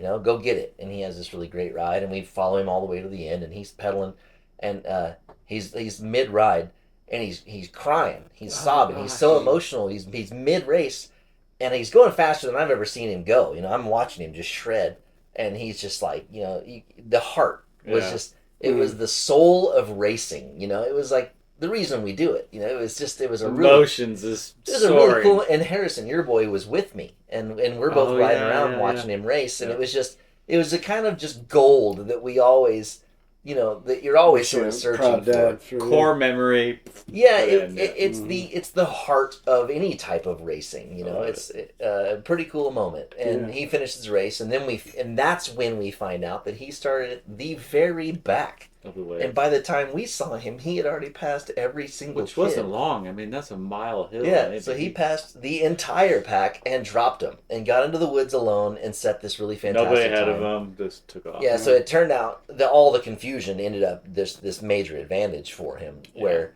he was able to get just open trail and set this really great time on a full race Scott Spark that was just like built for him. So that's one of the changes you guys had made mid-season, is putting him onto a different bike. For that race in particular, because each of our classes had been dominating in points, and we were doing really well. We're defending state champs this year, and so but our middle school boys were in second place, and so we put him on in overall. Yeah. In points. That's the perfect bike for him. So we put him on this ultralight spec built race bike or whatever, and sure enough, the little shit had a really fantastic result. It was a lot of fun. That's so cool. Yeah, it was just one of those golden moments in racing, especially in our family. That's going to go down in our little family race history as a pretty incredible moment. Highlight. Can I put a picture of him on the podium? Yeah. Can I cue it up? Yeah, of course. I've never seen. And I still remember, I'm recording Proud Dad or whatever, and I hear you in the background being like, I got goosebumps. And I was like, totally. Shit, and he had the biggest smile on his face up on that podium. He was he was so proud of himself. Yeah, awesome. That's what we do this for, man. That's 100%. the good stuff. Character building moment. Yeah. I was hesitant. Quentin's wave came next, as the 6th grade wave, and I was hesitant to cheer him on because I've been some feedback from my boys, like, don't talk to me on the trail. I'm in the zone. Like, I want to do my own thing. Don't talk to me. And I get that. I get that 100%. But I had asked Quentin ahead of time, like, I can follow you along the route, and I can kind of tell you where you are, and I can motivate you if you want me to. He said, yeah, give me feedback. So that first little corner there at the top of the hill, like, you're doing great, keep going. And then about 5 more spots down the trail, I was along with him and cheering him on, telling him to, go strong, go whatever. You were riding your bike. I was riding along, and it was such a cool venue that I could 5 spots along this 5-mile loop. You could zip over to the next spot. Intersect him. Yeah. A couple of times I caught him off guard. He's like, "How the hell did you get from you're right there and now you're here?" One of the best spectating races we've had. It was. Is it Kerrville? It was Kerrville. Yeah, for those of us that would jump on a bike and go out. Because you could literally take a concrete loop around, and you could be on the road, kind of loop. Yeah. Cool. I am blown away by the level of competitiveness in the middle school classes. Some of those are the fastest guys on there, first, second, third, they're riding $14,000 bikes, and they're just like top sad but of, true. Sad and true, but they're top of class, and they're just elite, super calibers. It's a super fantastic calibers, league. Elite riders, 100%. And there's 5th graders, 6th graders that are just, they're setting the bar in terms of. There's so much participation in this particular league. I look forward to seeing where these kids are going to be in 5-10 years. Nationals and all that. How'd Quentin do? Quentin is 9th in state currently for the South, which is phenomenal. He's really excited There's about that. 60 kids in his group. There's 45 kids in his South group, and he's 9th. Cool. And he hasn't hit podium. Last week in 29 Pines, he got 6th place. Oh, that's fantastic. So that's close. really good. Because he's gotten 15th, 9th or 10th again, and then this time he's sixth place. So he's getting so close, and his goal is to be up there on the podium. I like his style. He's very casual. Very casual. Very kind of under the radar. He's sneaky. Yeah, he's sneaky. Yep. He never looks like he's working hard, but he's fast. That's the one thing we're working on is breathe harder, Quentin. Use all that lung capacity you got, and he's figuring it out. You know what's funny? You mentioned that. I started to do this. I used to do this years ago. You can cut this out if you want, but I'm cutting it out. No, it's not breathing hard. That's the thing. It's the ability for your lungs to take in enough oxygen to distribute out to your body. Volume. So you got to do your lung expansion exercises. Yep. And so I started to do them again after not doing them for a while. Take a deep breath and you take sips of air and you expand your diaphragm out. You're literally trying to build, push your grow. lungs, and then you bend over and you blow it all out. I like that. It changed my game years ago. And Yeah, I don't know why. I'm going to do that and you can teach the kids. Yeah, that's a good thing for the kids You can too. grow your lungs. I didn't know that until it changed. racing with the boys and realizing Quentin was taking these little sips of air.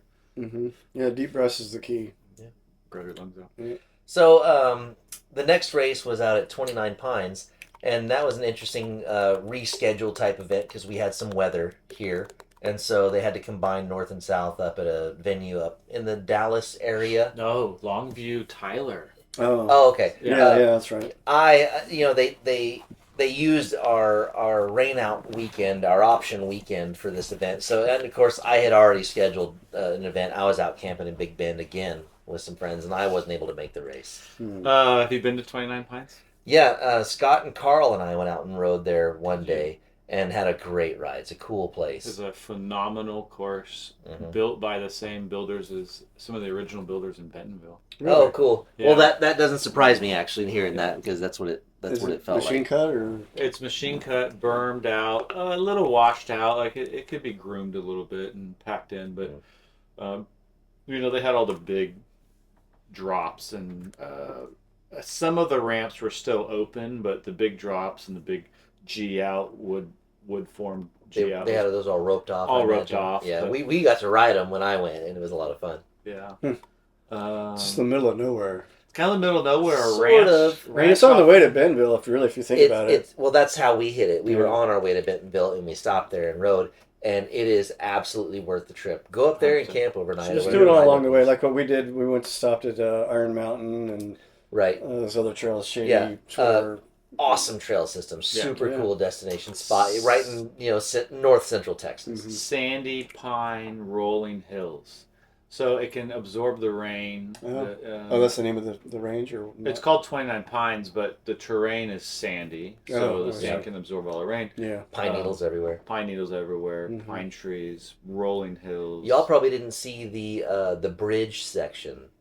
They have a really cool, like, elevated wood skinny that goes across a swampy area into a whole nother section of trail. Oh, no, darn. And then you ride a second skinny to come back. Oh, really? And I say skinny, but it's, it's the width of an old sidewalk or whatever, but it's this brilliantly engineered and constructed wood bridge system that crosses, maybe, if memory serves me, it's a couple 100 yards long. Wow.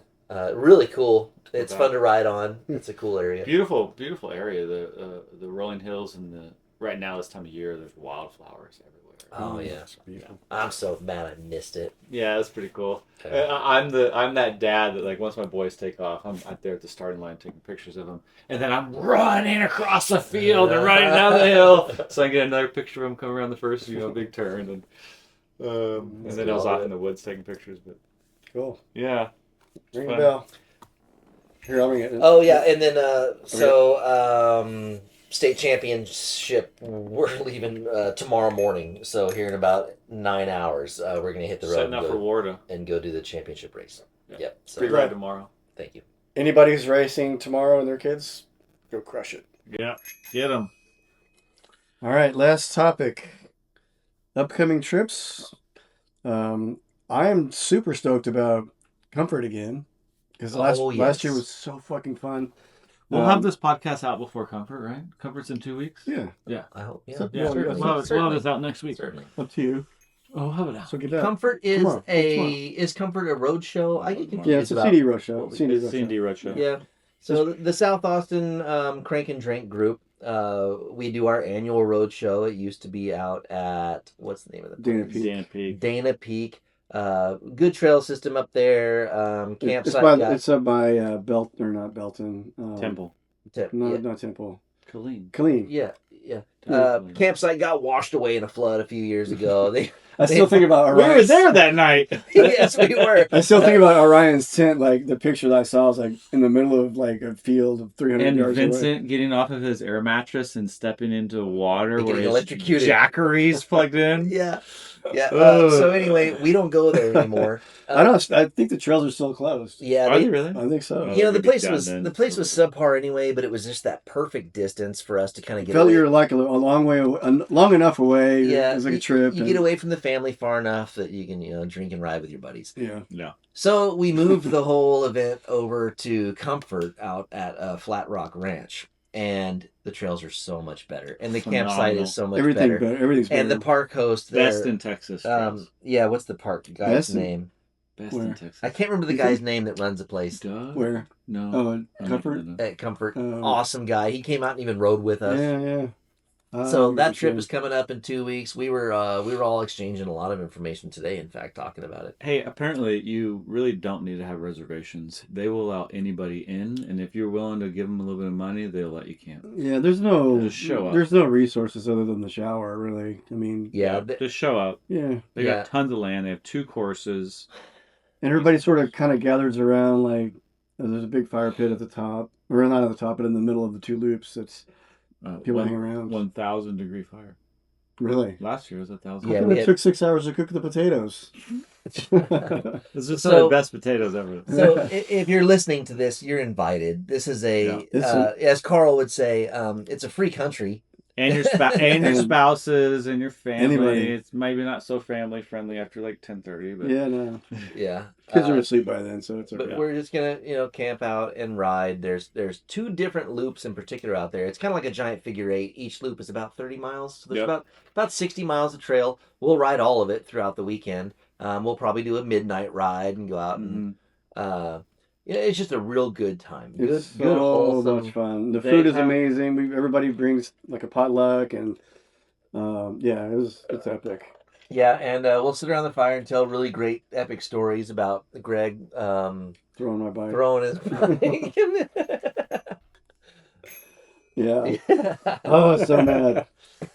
So if you want to hear that story, come on out. We're Yeah. not going to tell it. They have the longest it's either the longest or it's the most number of jumps in a downhill line in Texas. Really? Yeah, and they had it there last year. We actually hit it last We year. rode too. through the tunnel. We rode through the tunnel. It's that whole jump line, and you It's have like to. the enduro section then. It's enduro section. Yeah. Yeah. I think it's something like 40 had some no odd idea. jumps. I know the intersection at the top where that starts. I know there was some confusion. We all got kind of lost and everything. You turn around there. You have to wind your way up to the top of the mountain right there, or mound, whatever, and then Is it Awesome when you say jumps? What is it like? everything from tabletops to Doubles 20-foot. It's Gaps? a tabletop, but it's over that tunnel part where it's a 20-foot. Like you got to send So it. just They're gap jumps too. I don't think there's any gaps. I think they're all tabletops, so they're all Okay. safe. the trails out there are fantastic, Yeah, and the campground. The is landowner gorgeous. is like he's very proud of that of his ranch. Yeah, He takes no, he very well definitely care. is. Yeah, I was stoked that he rode with it Yeah. us last time. Yeah, good spot. We're all really looking forward to it. We've done it 3 times. This will be our 4th annual out there. Mm-hmm. And they've all been so much fun. The pecan bottoms down there, camping under the pecan trees and everything in the grass. Yeah, it's beautiful. Yeah. I'm gonna have a curfew when we're out there though. Just you see me disappear. It's my Bedtime. curfew went It's off. 9 o'clock. I'm not doing what I did last. It's good to have goals. Yeah. 9 o'clock. What else is coming up? What else? Other trips are like Big Bend. Oh yeah, so I just got back from Big Bend. This was I think I had Jeff, hinted do me a at favor. this. Sorry. Take your time telling us this. I will cut out any fluff. I know this is carrying on along. Oh yeah, I'm really curious about this story. So I was about to just cruise through this. no, because- don't cruise through it. I this- want to. We'll make it nice and. Okay, this was not a mountain biking trip. I didn't take a bike. I'm out of here then. So, this was I'm kidding. I'm back. This was an adventure motorcycle trip through Big Bend, and we had 3 overland trucks. I had hinted at this during our last podcast. So you're at Alpine. Oh yeah. So Alpine, Texas. I get to a campsite called the Lost Alaskan RV Park. Oh God, are they from? Already sounds like trouble. Are they And so- Alaskans? And so I roll into the Lost Alaskan RV Park and pull into my nice little campsite, walk the dog, go over and use the bathroom. And I notice there's a lot of RVs in this campsite. Nice RVs. It's a thing. When you're an RVer, you look at all the RVs in the campsite. And so that's what we did. You walk around. Tootin' fruitin', real nice ones. Yeah, it's a beautiful campsite. Full hookups. Concrete. Pull through slots and stuff. It's a nice campsite. Dead silent. Uh-oh. And That's your like, first warning sign. yeah, and like everybody's up inside their RVs watching TV Oh my god. Oh, and just God. kind of What the hanging out. fuck? Yeah, the weather was beautiful too. It was just okay. So it was a really quiet campsite. Hey Maggie. Whatever. And I know that all the guys are staying at a hotel in Alpine called the Holland. Mhm. Really cool old hotel. So I'm on the phone with my brother or whatever. Yeah, man, y'all get checked into the hotel, whatever. Just tell me where we're going for dinner tonight. I'm thinking we're going to go party. And he says, well, we're coming over to the campsite. Oh, this And is where it went south. And I tell my brother on the phone, this is a super quiet campsite. It's probably not a good idea. He's like, he doesn't know what I'm saying. He doesn't care. You didn't hear it. Yeah, we're on our way. Okay. So I pull out my computer and I do just whatever little work crap I had to do, and they all come rolling in. And the site right next to me was empty, so they pull like 2 trucks into the empty site next to me and an extra truck into my site, and we kind of share the picnic table in between us. And this giant bottle of tequila appears on the table. Of course it does. And I'm talking like comically huge, like 2.5 foot tall bottle of tequila. And some of these guys I've never met before.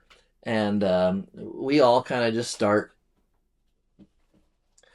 our vacation. Yeah. Yeah, so we're about to embark on this 6-day long trip, a 650-mile route all through the desert, whatever. And it's just a bunch of guys, and we're drinking the tequila. And apparently, we had more fun than anybody else around there was willing to cope with. And I'm going to tell it from my perspective, but all of a sudden I hear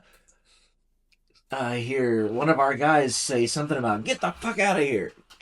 Wow. And then all of a sudden I hear the camp host's voice yelling, Oh. "No, you get the fuck out of here!"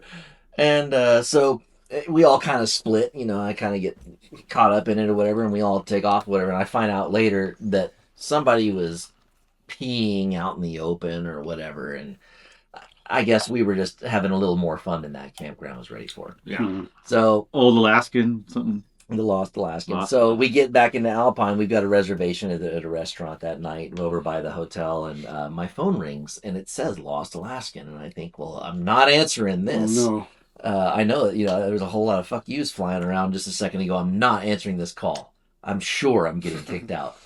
Then we're sitting at the table and the voicemail comes in and it's, "Mr. Fraser, we are Vacancy. we're trespassing you. Trespassing. Oh, no. Yeah, you're being evicted from the property. You're getting a refund. We're trespassing you. You are not welcome to come back." Oh, my God. Based on the actions of the individual that was with you. Shit. So, very first night of the trip, we got thrown out of the RV park. What? What a great way to start a trip. And love that's it. exactly how it felt. It was like, okay, what are we going to do with this? Are we going to keep up? So is it just you in that campground? Yeah, I was the only one that was supposed to be at that campground Got it, because yeah. everybody else had been at this hotel. Were you peeing in the wild? No, I was behaving for once. I don't know. I pee wherever I want. Yeah. Yeah. So anyway, you kind of have to make that choice. Like, all right, is this going to be one of those trips, or is that kind of our shot across the bow, and we're going to tone it down or whatever? No, it stayed like that. We stayed wild and set out on our adventure and had a ball. Epic, wonderful adventure of just motorcycling all through the desert and driving the trucks all through the desert and 10:30 a.m. tequila shots out in the middle of the Black Gap Trail on River Road and Oof. the good stuff. Yeah. And then on day 5 or whatever, we leave Marfa and we head off into Pinto Canyon. And it's beautiful. And there's weather moving through the hills, and it's beautiful. You're out in the desert, and some lady in town had told us it hadn't rained in 40 years or whatever. Full of shit, Yeah, But sure. there's rain coming, and it's awesome. And it's starting to rain, and we're cruising through this Pinto Canyon Ranch, and it's awesome. We get out there to the hot springs. If any of you know the area, you probably can imagine what I'm talking about. And it's Hot still... Springs National Park? No, this No. is an area that I can't remember the name of, but there's some hot springs Okay, out there. gotcha. And I mean, Pinto Canyon. this is ultra remote. This is way southwest Big Bend National Park, kind of Rio Grande border. Cool. Okay. Canyons. Yeah. Big, Are you on private land at all? Yes. Yeah. Yeah, and so state law in Texas, these state roads you're able to travel on. Go across. You can't go on either side of the road. Like Sure. you can't pull off the side of the road and camp, for example. But, Yeah. so anyway, it's raining, and we're driving along, and on the map there's this alert, and we've got the maps and everything, the GPS maps of where we're going, and there's this one little alert that says this area is impassable when wet, Oh, shit. and we're kind of thinking, well, let's go see what that means, and we get there, and it's this big hill called Godzilla Hill. Mm. And it's a big hill. I mean, it's a really substantial hill that, like, as the trucks are going way down, it's so far you can't even see the license plate anymore. It's that kind of a hill, legit. And it kind of leans at the end, and we're like, all right, well, it's just dry enough that we can do this. If that's the impassable in wet thing, like, we'll carefully go down it, and that's all good. So we do, one by one. And we can see motorcycle tracks because the guys are ahead of us. Well, they went on through. It's all good. And we get to this dry creek bed. And This is crazy. Dry Creek. Road. as we pull up to the dry creek bed, it's the moment that the headwaters are coming down from the kind of like the flash flood sort of. Oh, shit.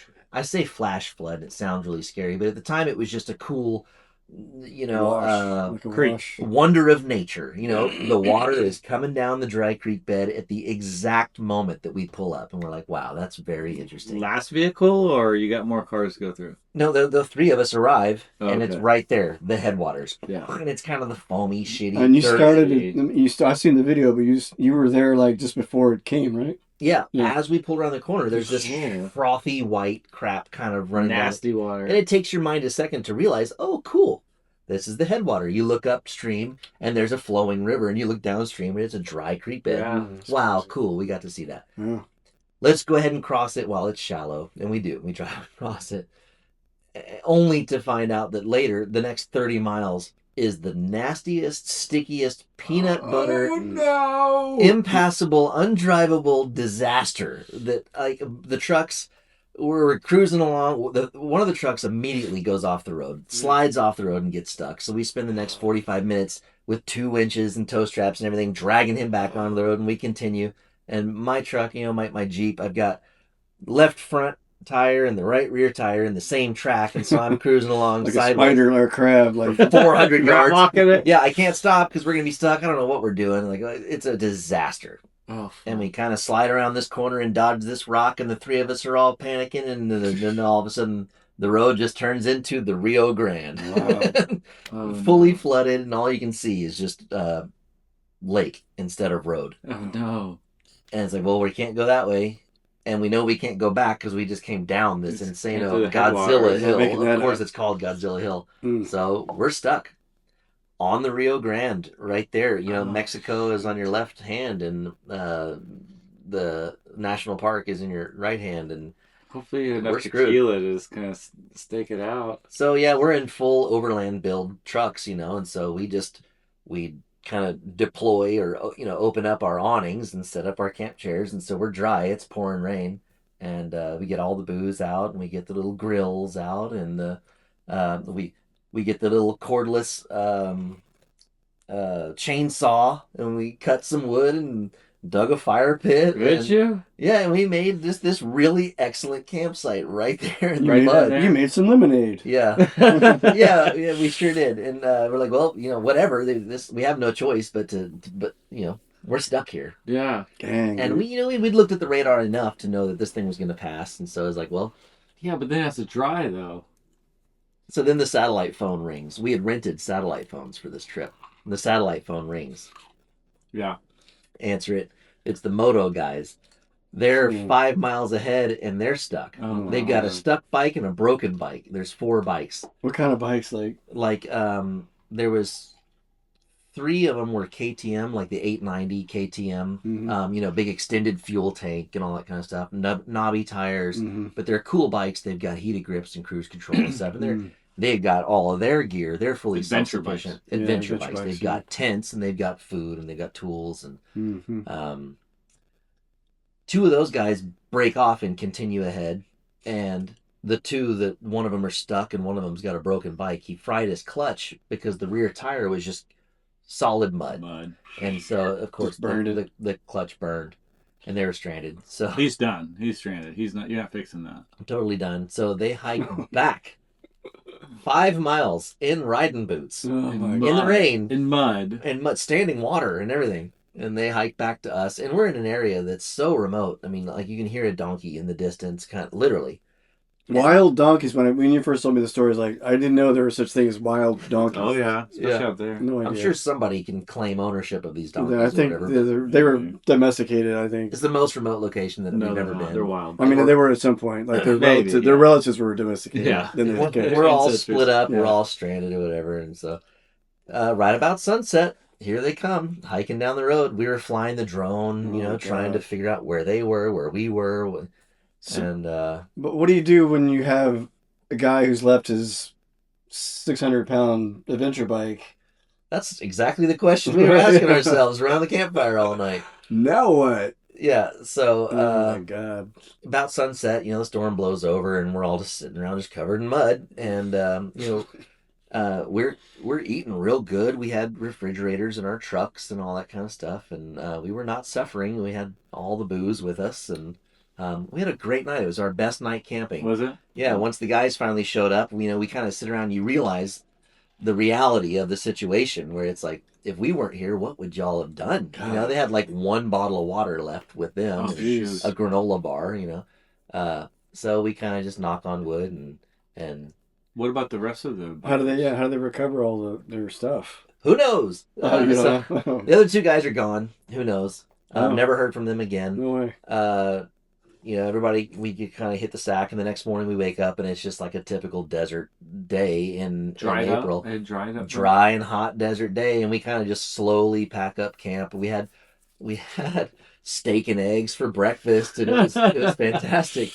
And wow, decided to go back we escape. Backwards. We go backwards. Going back to The way you came. Yeah, because after Godzilla. kind of Godzilla looking had dried out? after looking at what GPS maps we had and stuff, we determined who knows what's going to happen that way. At least we know that we can like crab walk back. Mm-hmm. And Godzilla Hill is so steep that a few hours of sunlight it can't hold water, so we'll probably be fine. And we were. No water in the creek bed. And it was wild getting out, and we did, thankfully, and we were able to get up Godzilla Hill and back across that creek bed. It was wet still? And yeah, it was all still pretty wet or whatever, but we were able The to creek get was out. still flowing, so. Yeah, and it made a great story. And we get back Yeah, into whatever town. I think we probably went back to Alpine at that point, and went into some car wash and just destroyed it. It's clogged up forever. Yeah, washing all the mud off of all of our stuff and everything. And the other two bikers, as it turns out, they had taken sort of a shortcut exit route through some ranch out there, and they met some guy, and he says, "Oh, it takes 7 or 8 days for this to dry out." And he's like, "And you better hope that the cartel's not moving through here because they like to go to the hot springs." So that's fucking funny. So yeah, we get back into town. We get back into civilization. We're all licking our wounds or whatever, and we're trying to figure out what to do with these 2 stranded motorcycles. And so 2 days. They're still out there? No, 2 days later. Mm-hmm. This all went down on Saturday, and so on Monday, 3 guys went out in one of the trucks and made it to the bikes and put a new clutch in one of the bikes. And then the 2 dudes rode them back. They went out the same way we did. Wow. And the Godzilla truck, again. Yeah. And the truck actually got stuck at one point and had to winch himself through. Wow. And they all got out and got I the picture bikes like no trees or anything. What do you use as an anchor? Well, because we were on the Rio Grande, in the Rio Grande, Yeah. that particular Those valley trees there. is really grown over and green. It's pretty cool. We got some really great pictures. Hike up a mountain to try to figure out where you are, and you can see where the river is because of all the growth around it. Yeah. Amazing story, really great. That's awesome. Yeah, tons of fun. So was your trip extended because of all of the... Did you make it back in time? No, we were supposed to get up into Van Horn, Texas, and then cross back over. But we missed that leg of the trip because... How many miles did you miss? Probably 100 miles. Not much. Because of 600 total? Yeah. So we saw all the good stuff. So I was in Alpine when I was young, and all I remember about Alpine was that it felt like it was in the middle of nowhere. It is. It is. Yep. But I remember on one of the little hills, there's like a stone circle with an A in the middle of it. Is that still there? That sounds familiar. It has to do with the college. Yeah. I don't know what it is, but I just remember it's an A. I thought it stood for Alpine, but... Maybe it does, but there's a big college there too. And Really? I know what you're talking about. It's on the side of the mountain. It's still there? They have a great looking disc golf course. Yeah. On campus. Yeah. On campus. Cool. Yeah. Wow. So yeah, Hilarious. That's awesome. super memorable trip. Just the kind of it's the kind of adventure that you hope for, and you kind of hope that you don't have. Yeah. It's the But stuff then you prepare for. But love to tell stories about because it's such a good life experience. Really good time. More core memories. Yeah, a lot of fun. Just man, go out there and get yourself into an adventure. It is very good for your soul. Yep, it's good for the soul. Yeah. What do we do? Skip that? Okay. Next podcast. All right. I think we've come to the end of this episode. The longest podcast Well, we recorded. the longest raw content. Raw content. You might not see it all. Yeah, it's like over 2 hours of content so far. It's just like every time that we would go out on the racetrack with the motorcycles, we'd be like, let's just take it easy this time. Oh yeah. And Yeah, we end up setting a new record lapse. We're gonna tone it down tonight because Yeah, we started this one. I don't know. Let's just go 45 minutes. Yeah, it ends up being the fastest, longest thing ever. Yeah. But yeah, I wanted to remind you, if you've stuck around this long, that next month's episode is going to be with Captain Kirsten, and I'm super stoked about that. We've got a whole list of things that were already on the agenda to talk about, and all about women, encouraging women to ride. It's about bikes, but I think primarily about mountain biking and racing and the issues that are around getting more women and young women involved in this amazing sport.